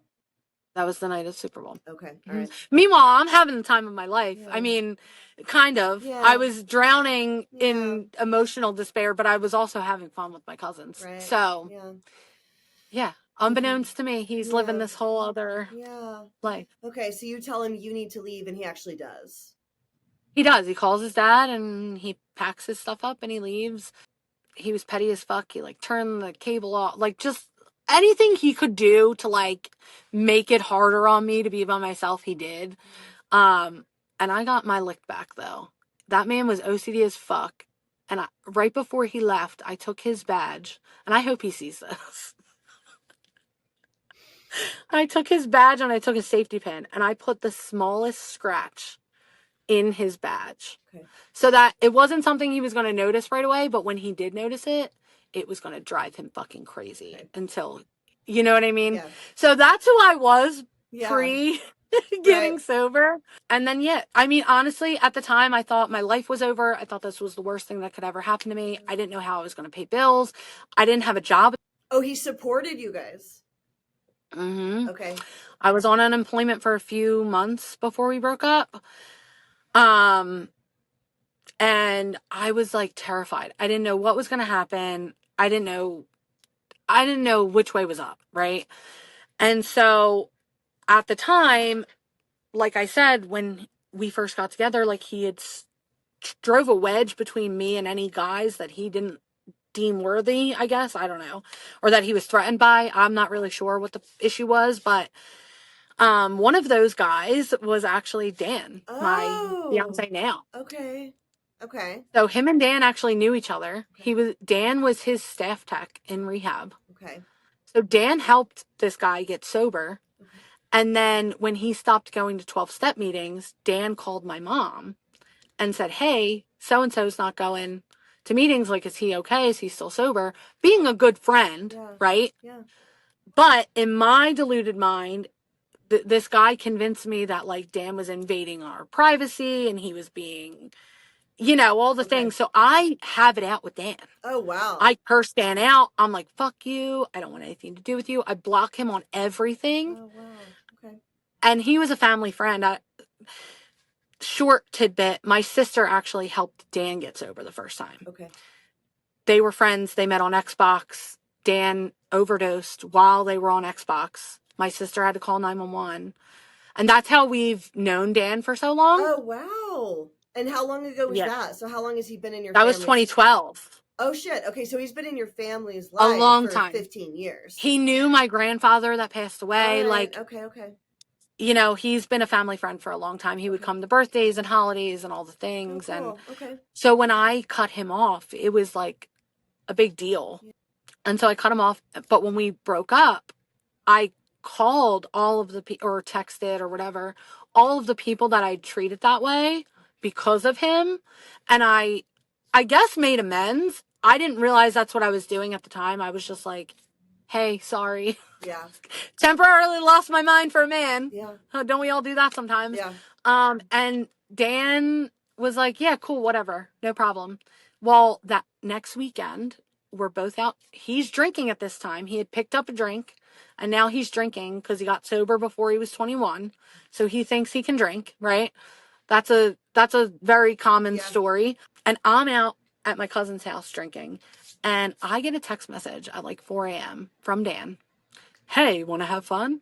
And I'm like, fuck, shoot me the address, bitch. Like, let's go. And I go over to his house, and we don't do anything. We literally sit up and talk all night. And we start dating. Now, my mom's sober. They all know that Dan's supposed to be sober. And here we are drinking together. And my parents are like, no. You know? They're like, absolutely not. This is not happening. You're not doing this. And I was like, we're listening to gospel music at 3 a.m. and like, we're going to figure this out. You know what I mean? Oh my God. So we date from, I want to say like March. So right after I leave my ex, I get right into a relationship with Dan in March. We last from March until June, the first week of June. I get sober June 26, 2018. So like 2 weeks after I left Dan, I ended up in AA. What made you go to AA? What was the incident that made you go to a meeting? Oh, so I started doing things that I never thought I would do. I started stealing from my family. My dad had a side business he was a pest control, like an exterminator. He had a pest control business. And so I worked for him at the time, and I had a business card. So I would go to the bar and I would not have money, and I would use the business card. I would tap Mac, pull money out, and pay for my drinks. And I thought, because for whatever reason, I thought my dad wasn't going to realize that that's what was happening. He did. And I also stole from my middle sister, her college graduation. I stole an envelope full of money, like probably $500. And then I helped her look for it, like any good addict does. Right. Yeah. Yeah. And so the incident that really took me over the edge was my dad confronting me for stealing from the business. Brianna obviously was not speaking to me because of a whole slew of reasons. She didn't think that I should be with Dan. I had stolen from her and she knew it, but she couldn't prove it. Kind of, I was a shit sister, really. And so my dad knew that I was stealing from him too. So he confronts me and he goes, hey, how many times did you use the business card this month? And I'm like, I don't know, I went to Wawa a couple times, right? He's like, yeah, try again. And pulls out the fucking bank statement. And he's like, try like thousands of dollars. At the bar. Okay. And so I'm like, shit, dude. And so I'm in my head, like, doing mental gymnastics on how I'm going to get out of this. Well, I start crying. I start saying, Brianna's not talking to me. My fiance left me. Dan broke up with me. Like, everything's terrible. My life sucks. Feel bad for me. And he did. I knew he would. And that's why I did it. Right? And I think I left that conversation and immediately went on Tinder and was like, who can I find to hang out with tonight and get loaded? Because I didn't want to think about that conversation. And so I go to this random guy's house. He pulls out this contraption to smoke weed with that I had never seen in my life. It was like this, it was almost like a gravity bong. Like it was a balloon and it blew up with smoke and you sucked out of the balloon and then whatever. So he pulls this thing out and for the first time in my life, I'm paranoid smoking weed. I'd never been paranoid before. And my brain would not stop. I kept playing the conversation with my dad over and over and over again. And I'm sitting on this guy's couch. I'm high as hell. And we're watching this fucking basketball documentary. And I just look around his basement and I look at him. And I grab my jacket and I go, I gotta go. I run out the door. I get in my car. And I'm sitting in my car, I start crying. I drive home. It's raining. I'm crying. I'm on 76, which is a pretty dangerous highway in Philly. I text my best friend, Jess. And I'm like, we had both been around Alateen as kids, which is a program for kids of parents that have alcohol and drug problems. So we had both been around AA, all the programs. together. And I text her and I'm like, if I say this, like, I have to say something, but if I say it, my whole life's going to change, because I knew my mom was going to hold me accountable. I knew that much. You know what I mean? I knew if I said I needed rehab, that they were going to send me to rehab. And I didn't really know if I wanted to do that. And she's like, well, maybe you just say it. And I was like, okay. So I call my dad at fucking 2 a.m., wake him up out of bed. And I'm like, I need to go to rehab. And he goes, okay, is that where the money went? And I said, yeah. And he goes, okay, well, come home and we'll figure it out. And I've been sober ever since. I didn't go to rehab. Wow. I got sober on my mom's couch. So you drove I was, home when he said that. I drove right to my parents' house Wow. and I slept on their couch. And I woke up the next morning, June 26th, 2018, and I've been sober ever since. Whoa. I Yeah. love how he said that. Yeah, I mean, the thing about my parents is they're both very strict, and they were growing up. Like, there were a lot of consequences in my house, but, you You know, could still go to them if you needed to. yeah, I Yes. could. That's And kind I of how knew mine that. are too. Yeah. I knew that. And Wow. yeah, Okay. it saved my life. Shit. So you go to a meeting that day on the 26th? Okay. Yeah, I wake up that day. My mom has me go to my house and grab all the bills because they were not being paid. Okay. And they helped me set up payment plans for all of the things. And she's like, we're going to go to a meeting. She takes me to this meeting. And I walk in and it's all old men. And I'm like, what the fuck? And they're playing Joe and Charlie tapes. And if you know anything about the Joe and Charlie tapes, they're great. The speaker So it's tapes Joe of and, some old dudes. yeah, from like the Okay. 70s. They're like breaking down the big book. And I'm like, And they're what the fuck? probably really good and filled with genius, They insight are. and wisdom, but you would Now not that have I've known been that day. now that I've been Right. sober, I love the Joe and Charlie Like, tapes. I'm going to But listen to him today when we get off of this. But my first meeting, I would have hated it. in the moment, I was like, what the fuck did I just sign up for? Yeah. You know what I mean? I'm like, oh my God, my life's over. And so I sit through this meeting. All the guys are like, you need to find a meeting with young people, blah, blah, blah. So I get right on my phone and I Google, and I ask my mom too. And she gives me the name of a meeting, and I go there and I walk in the door, and I'm going to cry. There's this guy, Kevin. He's since passed away, but he greets me at the door and he's like, hey, like full of life, like, come back tomorrow. We have a beginners meeting. And he like invites me in. And that was my first like real moment of recovery. And like the only reason I really came back is because of him. And I started to go to meetings with him. And I know that, technically you're not supposed to, girls with the girls, guys with the guys, whatever. But at the time, I wasn't looking for a relationship. I didn't want anything to do with men. But these guys were my age and nobody else was. And they had a recovery house that was literally a block away from my house. And so we would walk to meetings together. I would cook them dinner. They would come over. The house manager of their house would invite me over for their big book studies. Like those guys, that group of guys, there was, I think, 10 of them, like became my big brothers. Like there was never any, you know what I mean? Like inappropriate on either end. They were just, they showed me what to do in the beginning and they saved my life. There are several guys in my life, platonic friends that saved my life. The guy that picked me up from the doghouse, platonic friend, nothing ever happened. The guy that said to me in that motel room, I mean, you could get clean, guy. But nothing ever happened. They were who showed me that you could have a platonic friendship with men that didn't expect anything of you. Dang. Yeah. Okay. And are you still living at your grandma's house? I was living during in that my time? grandmom's house. How do you start paying for things and working?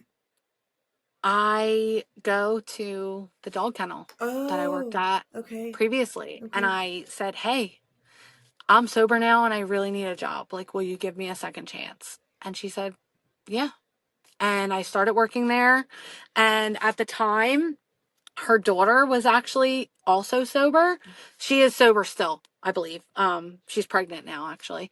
And her and I in the beginning of sobriety she was like my ride or die. We did everything together. We worked together. We went to meetings together. She was my person.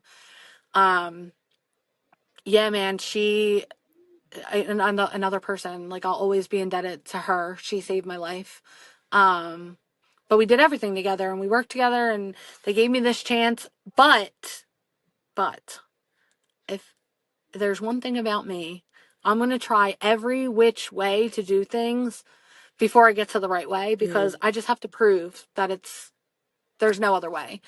And so I was still going out to the bar in early sobriety, like under 30 days. I was going out with my friends and I was drinking Red Bull.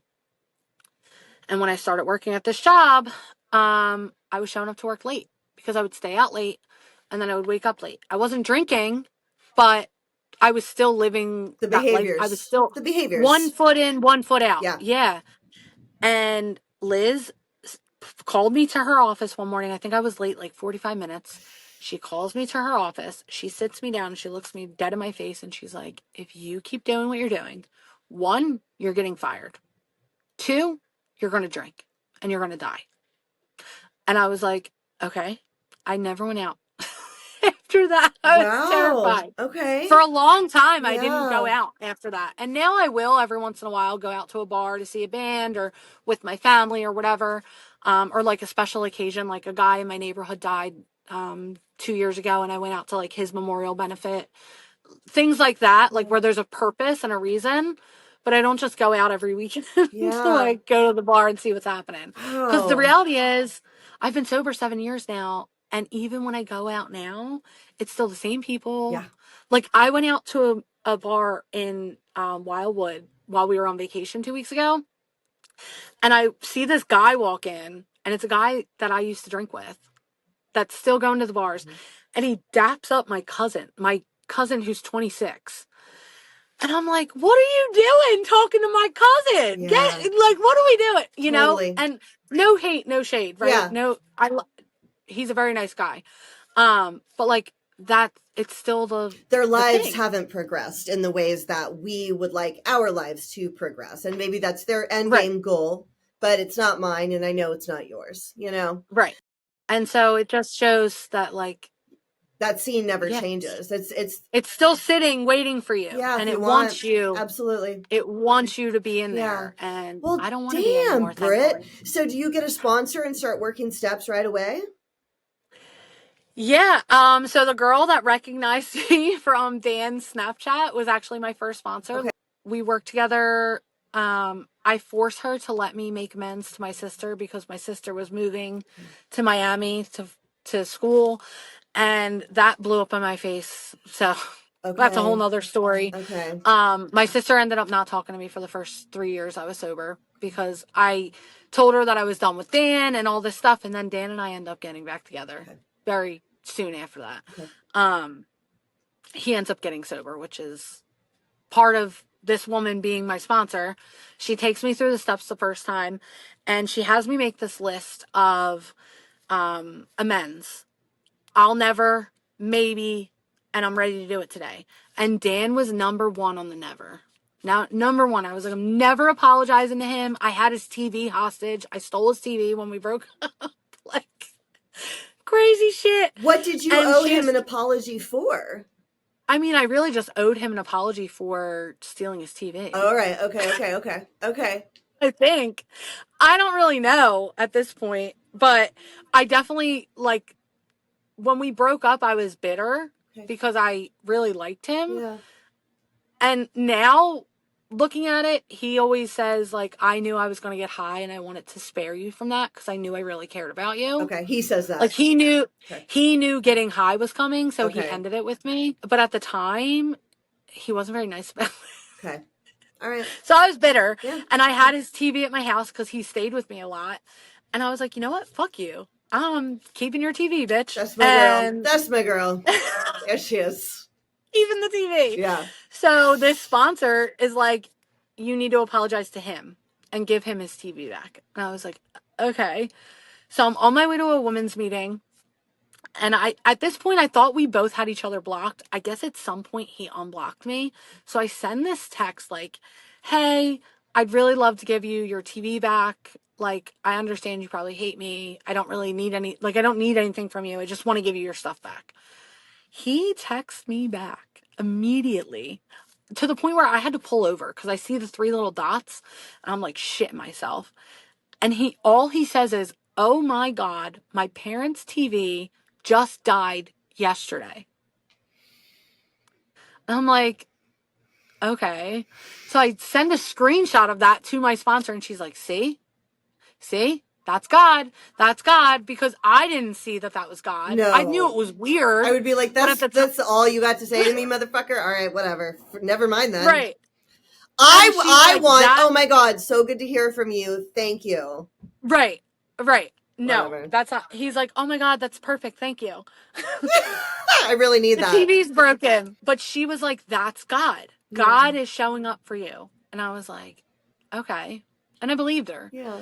And we meet up to, actually, we didn't meet up. He texts me later that night and he's like, hey, we haven't talked in a while. So if you want to have a phone call before we see each other in person, we can do that. And I'm like, okay, cool. So I get on the phone with him and immediately know that he's high. Oh. I immediately clocked it. Okay. And he's telling me about how he's going to move to LA and he's going to be a sportscaster and he's going to be on radio. And he has all these dreams of like going to LA, smoking weed and being in sports, something. And all I said to him was, there's a better way.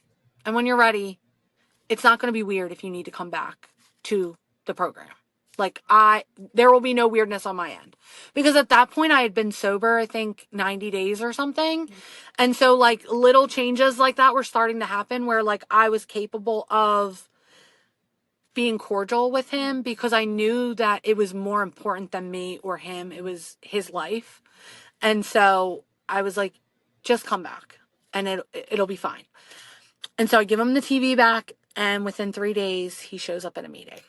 Wow. And he's been sober ever since. Whoa! Britt!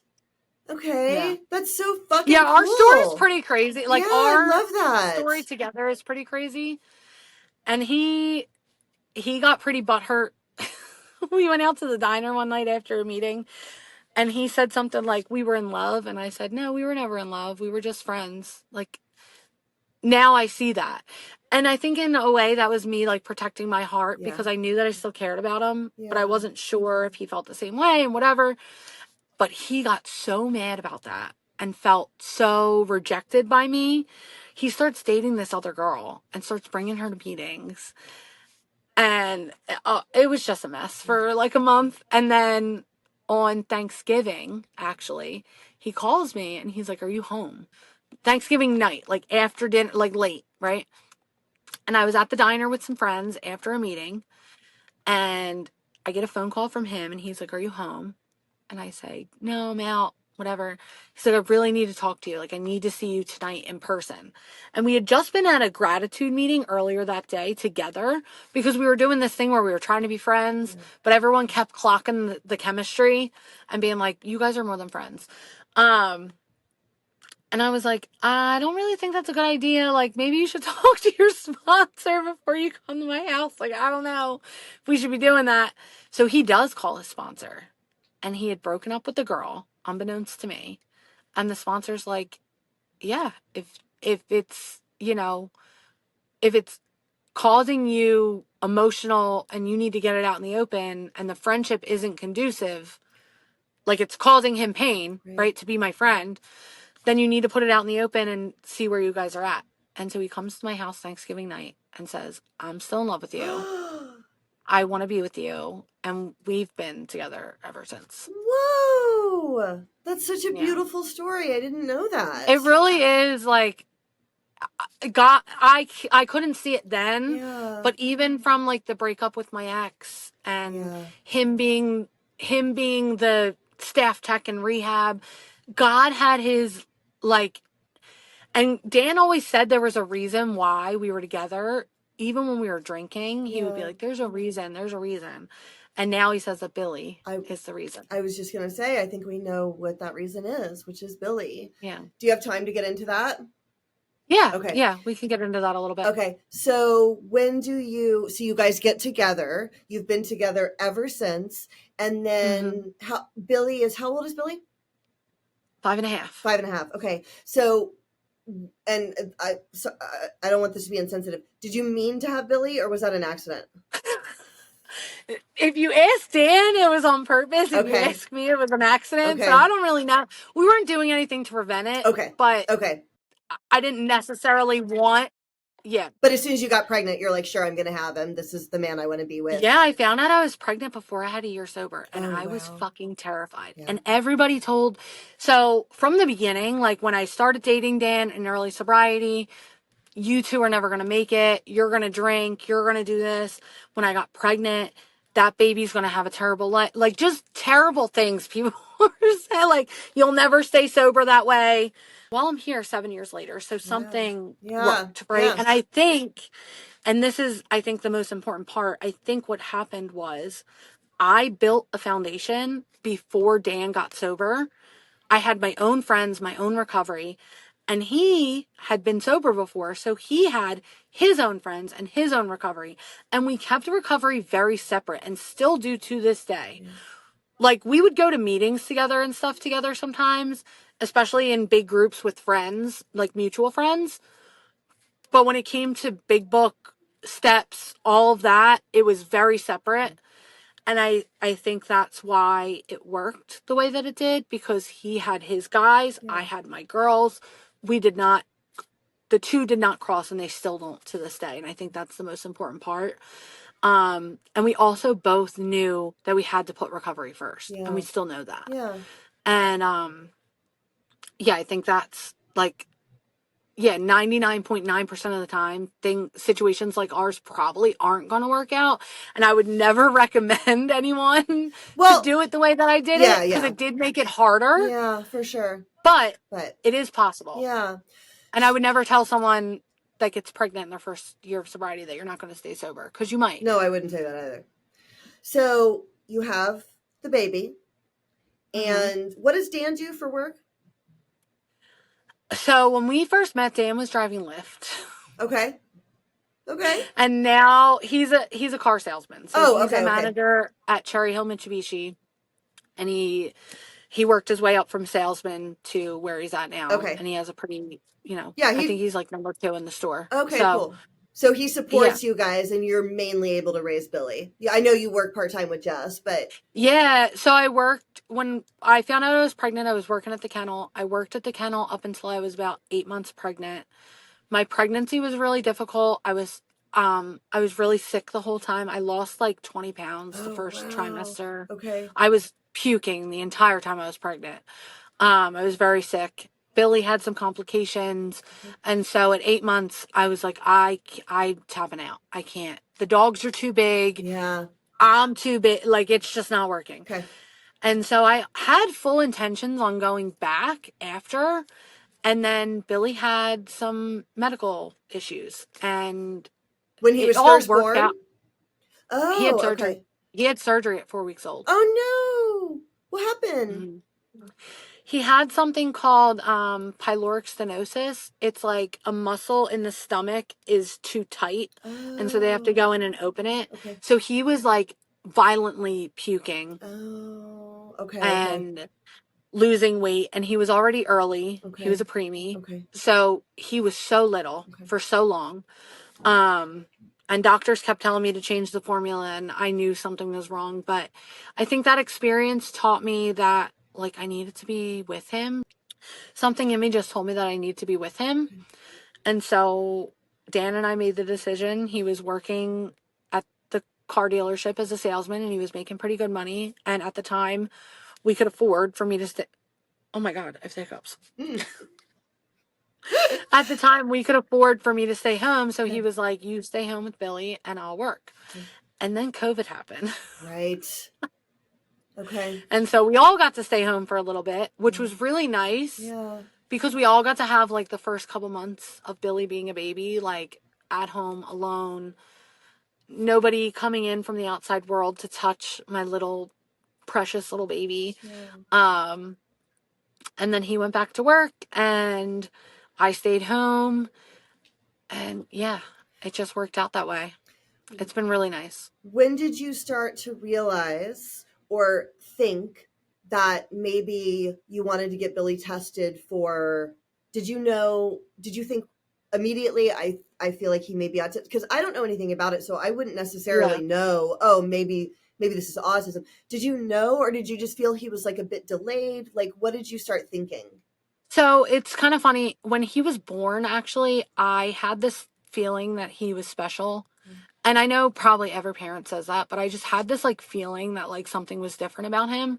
And it might have been, maybe it was the trauma from the very difficult pregnancy, but I just had this feeling. And so we go on his life, and I'd say about 9 months old, I started to notice that he was missing some milestones. Very subtle ones, like he wasn't waving yet, or he wasn't, like, certain things that they're supposed to do at that time, he wasn't quite doing.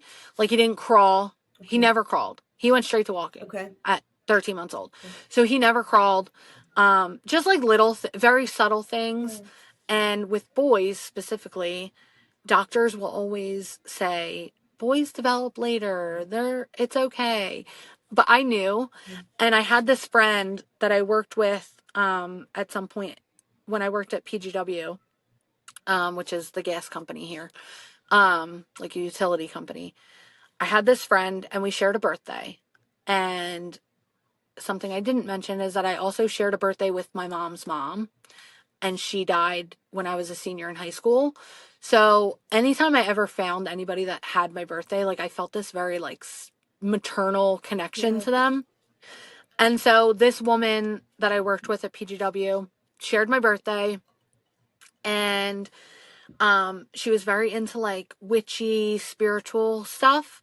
And so I knew if I told her this thought that I was having, she wouldn't think I was crazy, right? And so I messaged her on Facebook, actually. I think Billy turned 1 January of 2021, and I messaged this woman in November of 2020. And I said, I have this thought. Everyone else will think I'm crazy, but I need to say it to somebody. And I know you won't think I'm nuts. And she's like, yeah, sure, tell me. And I said, I think Billy's autistic. And it was the first time I had ever said those words. And he was not even a year old yet. Wow. I Okay. just had this feeling, and I still have like the screenshot of the message that I sent her. And she asked me why, and I explained why. I said, there's not really anything like specific yet, but here's like the little things I'm seeing. And she was like, just keep an eye on it and talk to his doctor and whatever. And she was very supportive. And then flash forward to 12 months old, he starts talking.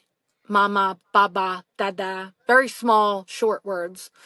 13 months old, he stops talking completely. Doesn't say anything anymore. And he starts to not respond to his name. He starts to have these like staring spells where even if you like touched his face, he wouldn't respond. And so I wasn't sure if it was autism or if it was like absent seizures. Like I didn't know what was happening. I just knew something was wrong or not typical, Yeah. for lack of better words. And so I start telling the pediatrician, and his pediatrician, thank God, she's a saint. I loved her so much, the one that we had when we were in Philly. And so I start telling her all these things. And she's like, all right, let's keep an eye on that. Like, we'll get him into speech therapy. We'll put him in early intervention. And she really got the ball rolling with that. And even when we started early intervention, the therapist would say, like, I'm not really sure. I'm not seeing autism. I do see the speech delay, but I'm not seeing the autism. And then it really, like, all of a sudden, between like 13 to 18 months, like, it completely shifted. And he wasn't responding to anybody. Like, it was very obvious that he was autistic. And so we started treating him like he was autistic before we had an official diagnosis. We started buying the sensory toys, like the headphones, all of the things, and we started to see them work. Oh, And wow. that's when certain people in our lives were like, well, those things wouldn't work if Yeah. he wasn't autistic. And so Were you We just go doing research on your own, and that's how you found the tools and stuff, the sensory tools? TikTok, Okay. Instagram, Okay. the internet. Like I Wow. was following professionals in the Okay. space and doing everything I could to learn about it. Yeah. I had some experience with autism growing up. One of my mom's friends had an autistic son. And so like at a young age, I was exposed to that Okay. and I saw what it looked like. He was obsessed with Thomas the Train and he needed to eat the same pizza every night Okay. and like very repetitive thing. So like I kind of had an idea of certain things to look at and they were all happening. Okay. Right. Billy went from eating everything because I did baby led weaning with him where he ate everything we ate. He went from eating everything to eating nothing Okay. at all. He would replay shows over and over again. Okay.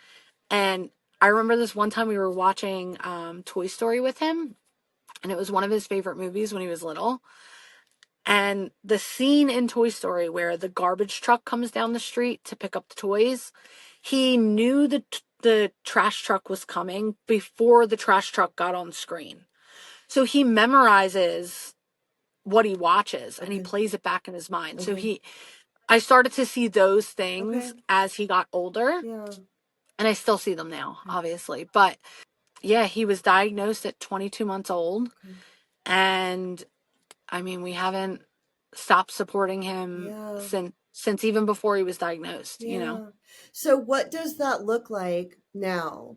And I know I had told you off air, one of the things that I wanted to talk to you about was the experience of having a child, and it's not exactly what you pictured, but you almost feel like it's there's some grief there of the picture, but Yeah. you're also so grateful Yeah. for him and the special uniqueness that is Billy and the loving, and there's like Yeah. this mix there. Can you talk to me a little bit about that? Yeah, absolutely. So Billy is the reason why I realized that two things can be true at the same time. Yeah, there's a lot of grief in the beginning, especially. Now, not so much. There are times where it pops up and I have to address it. But in the beginning, I didn't know what I was really signing up for. I mean, when you are told that your child's autistic, a lot of thoughts go through your mind. Are they going to live with me forever? Are they going to be dependent on me forever? What does that look like? And there's no way to know because with Yeah. autism, regression is part of it. And so a child that talks could fully regress and stop talking. A child that doesn't talk could progress and start talking, right? So Right. there's no like definitive guide or answer on what your life is going to look like. You just kind of have to take it as it comes. That's what I've learned, right? But in that moment, I remember going into the appointment when Billy was diagnosed, and it was Dan, Billy, and I, and we go into this appointment, and within 15 minutes, now we're in a 2 hour long appointment. Within 20 minutes, we have a diagnosis. Okay. She's like, "You're leaving here," and the doctor said it so nonchalantly that I almost like missed it, and I had to be like, "What did you just say?" Because she was like, just so you know, you'll be leaving here with a diagnosis today. And it was like nothing, right? Like for me, it was like this big, profound moment. And even though I went into there knowing that we were going to come out with a diagnosis, hearing a professional say that you're going to have a written in black and white medical diagnosis for your child that's going to follow him for the rest of his life was like this huge moment, and it felt like it wasn't for her. Yeah. And it probably isn't because she does it every day, right? Yeah. But for me, I start bawling. And I remember like being so angry with myself for crying because there's nothing wrong with Billy, Right. right? There's nothing wrong with him. He's just a little bit different. He needs a little bit more support. He's an amazing kid. But something about hearing those words, Billy's autistic, like gut punch, right? And I was like, I don't know how I'm going to do this. The reality is, I was already doing it. Yeah. I was already doing it. Yeah. You know what I mean? I was already supporting his sensory needs. He was already in therapy. I was already doing all of the things, Yeah. but something about the diagnosis felt life changing. Yeah. And it was because we were able to get, like, we've been able to get a car seat through insurance, Okay. a special one to keep him from eloping because he has a tendency to run away. We were able to get the monitor that he wears on his ankle that's connected to the local police department in case he ever elopes. Like, all of these things came because of the diagnosis, Elope, right? that means run away? Yeah. Okay. hmm Yeah, elopement is something that's very prevalent with autistic kids. Yeah, so the grief, I mean, it's normal, right? And I needed someone to tell me that. The reason I'm even asking about the grief too is it really struck me when you posted the picture of him at the football training. Yeah. Do you mind sharing that experience? And then I want to go back to right where you just were, but Yeah. No. So he started football this year, and it's because of his love for the Eagles. He loves his quarterback, he loves Jalen Hurts. So he one thing about autism is that they have what are called special interests. And so Billy can have a conversation with you, but if you're talking about anything other than the Eagles or Transformers, okay. he's not going to be engaged the same way, Okay. and he's not going to be able to produce what's called like independent language as much as he will be able to in regards to his special interests. Okay. Like, he just wants to talk about those things. And so his love for the Eagles has become a special interest, and therefore football has Okay. also become one. And so now he's playing football, and thankfully I don't even know, this place fell into our laps in this area. This team fell into our laps, and his coach has an autistic son that he carries around the field in his wagon. His son is older than Billy, and he sits in a wagon, and the coach pulls him around to each, you know what I mean, to each like little thing that they're doing. And his son just sits in the wagon and watches his tablet and chills during football practice. But it makes me feel so safe and so like this person really gets it. Yeah. Because people can have empathy and people can try to understand and ask questions. And I have great friends like you and all of the girls that do. Yeah. But you just don't get it, We like can't. really get it, Yeah, I believe that. unless you live it. Mhm. And so knowing that his coach has an autistic son, like, just, yeah, it's the perfect place for him to be. But during the practices, you can tell Okay.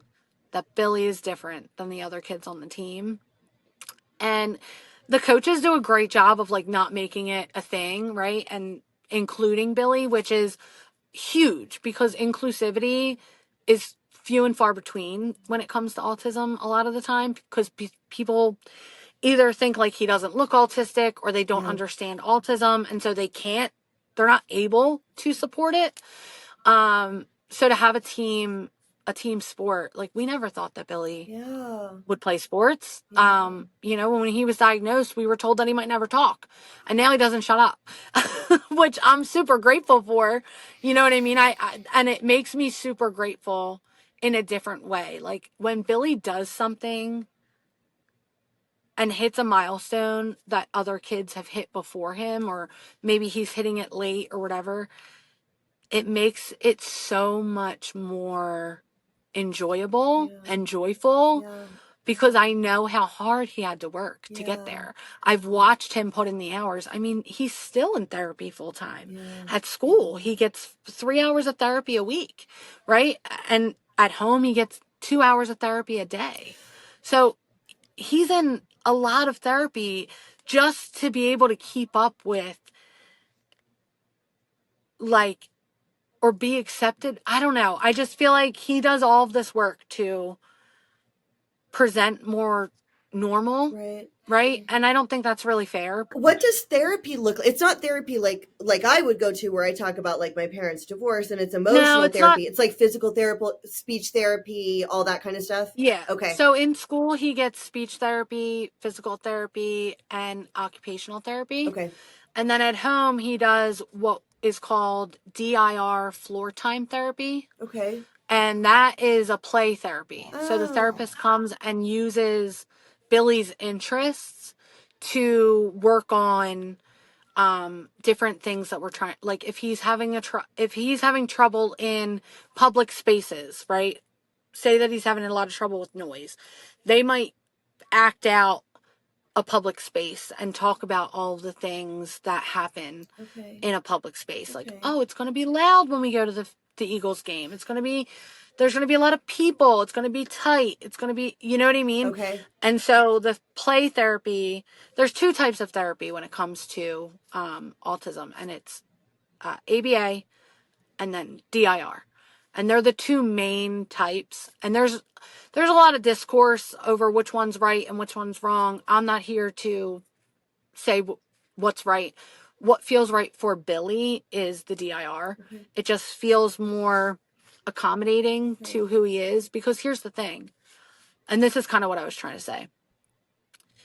The thing about Billy is that he would not be who he is without being autistic. Like, that is a part of him that makes him as funny as he is. Like, all of the things that make Billy Billy are because of him being autistic.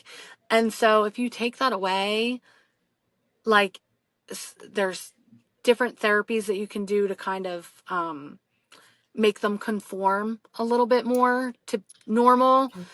And if you were to do that, like, you're taking away his personality and his uniqueness.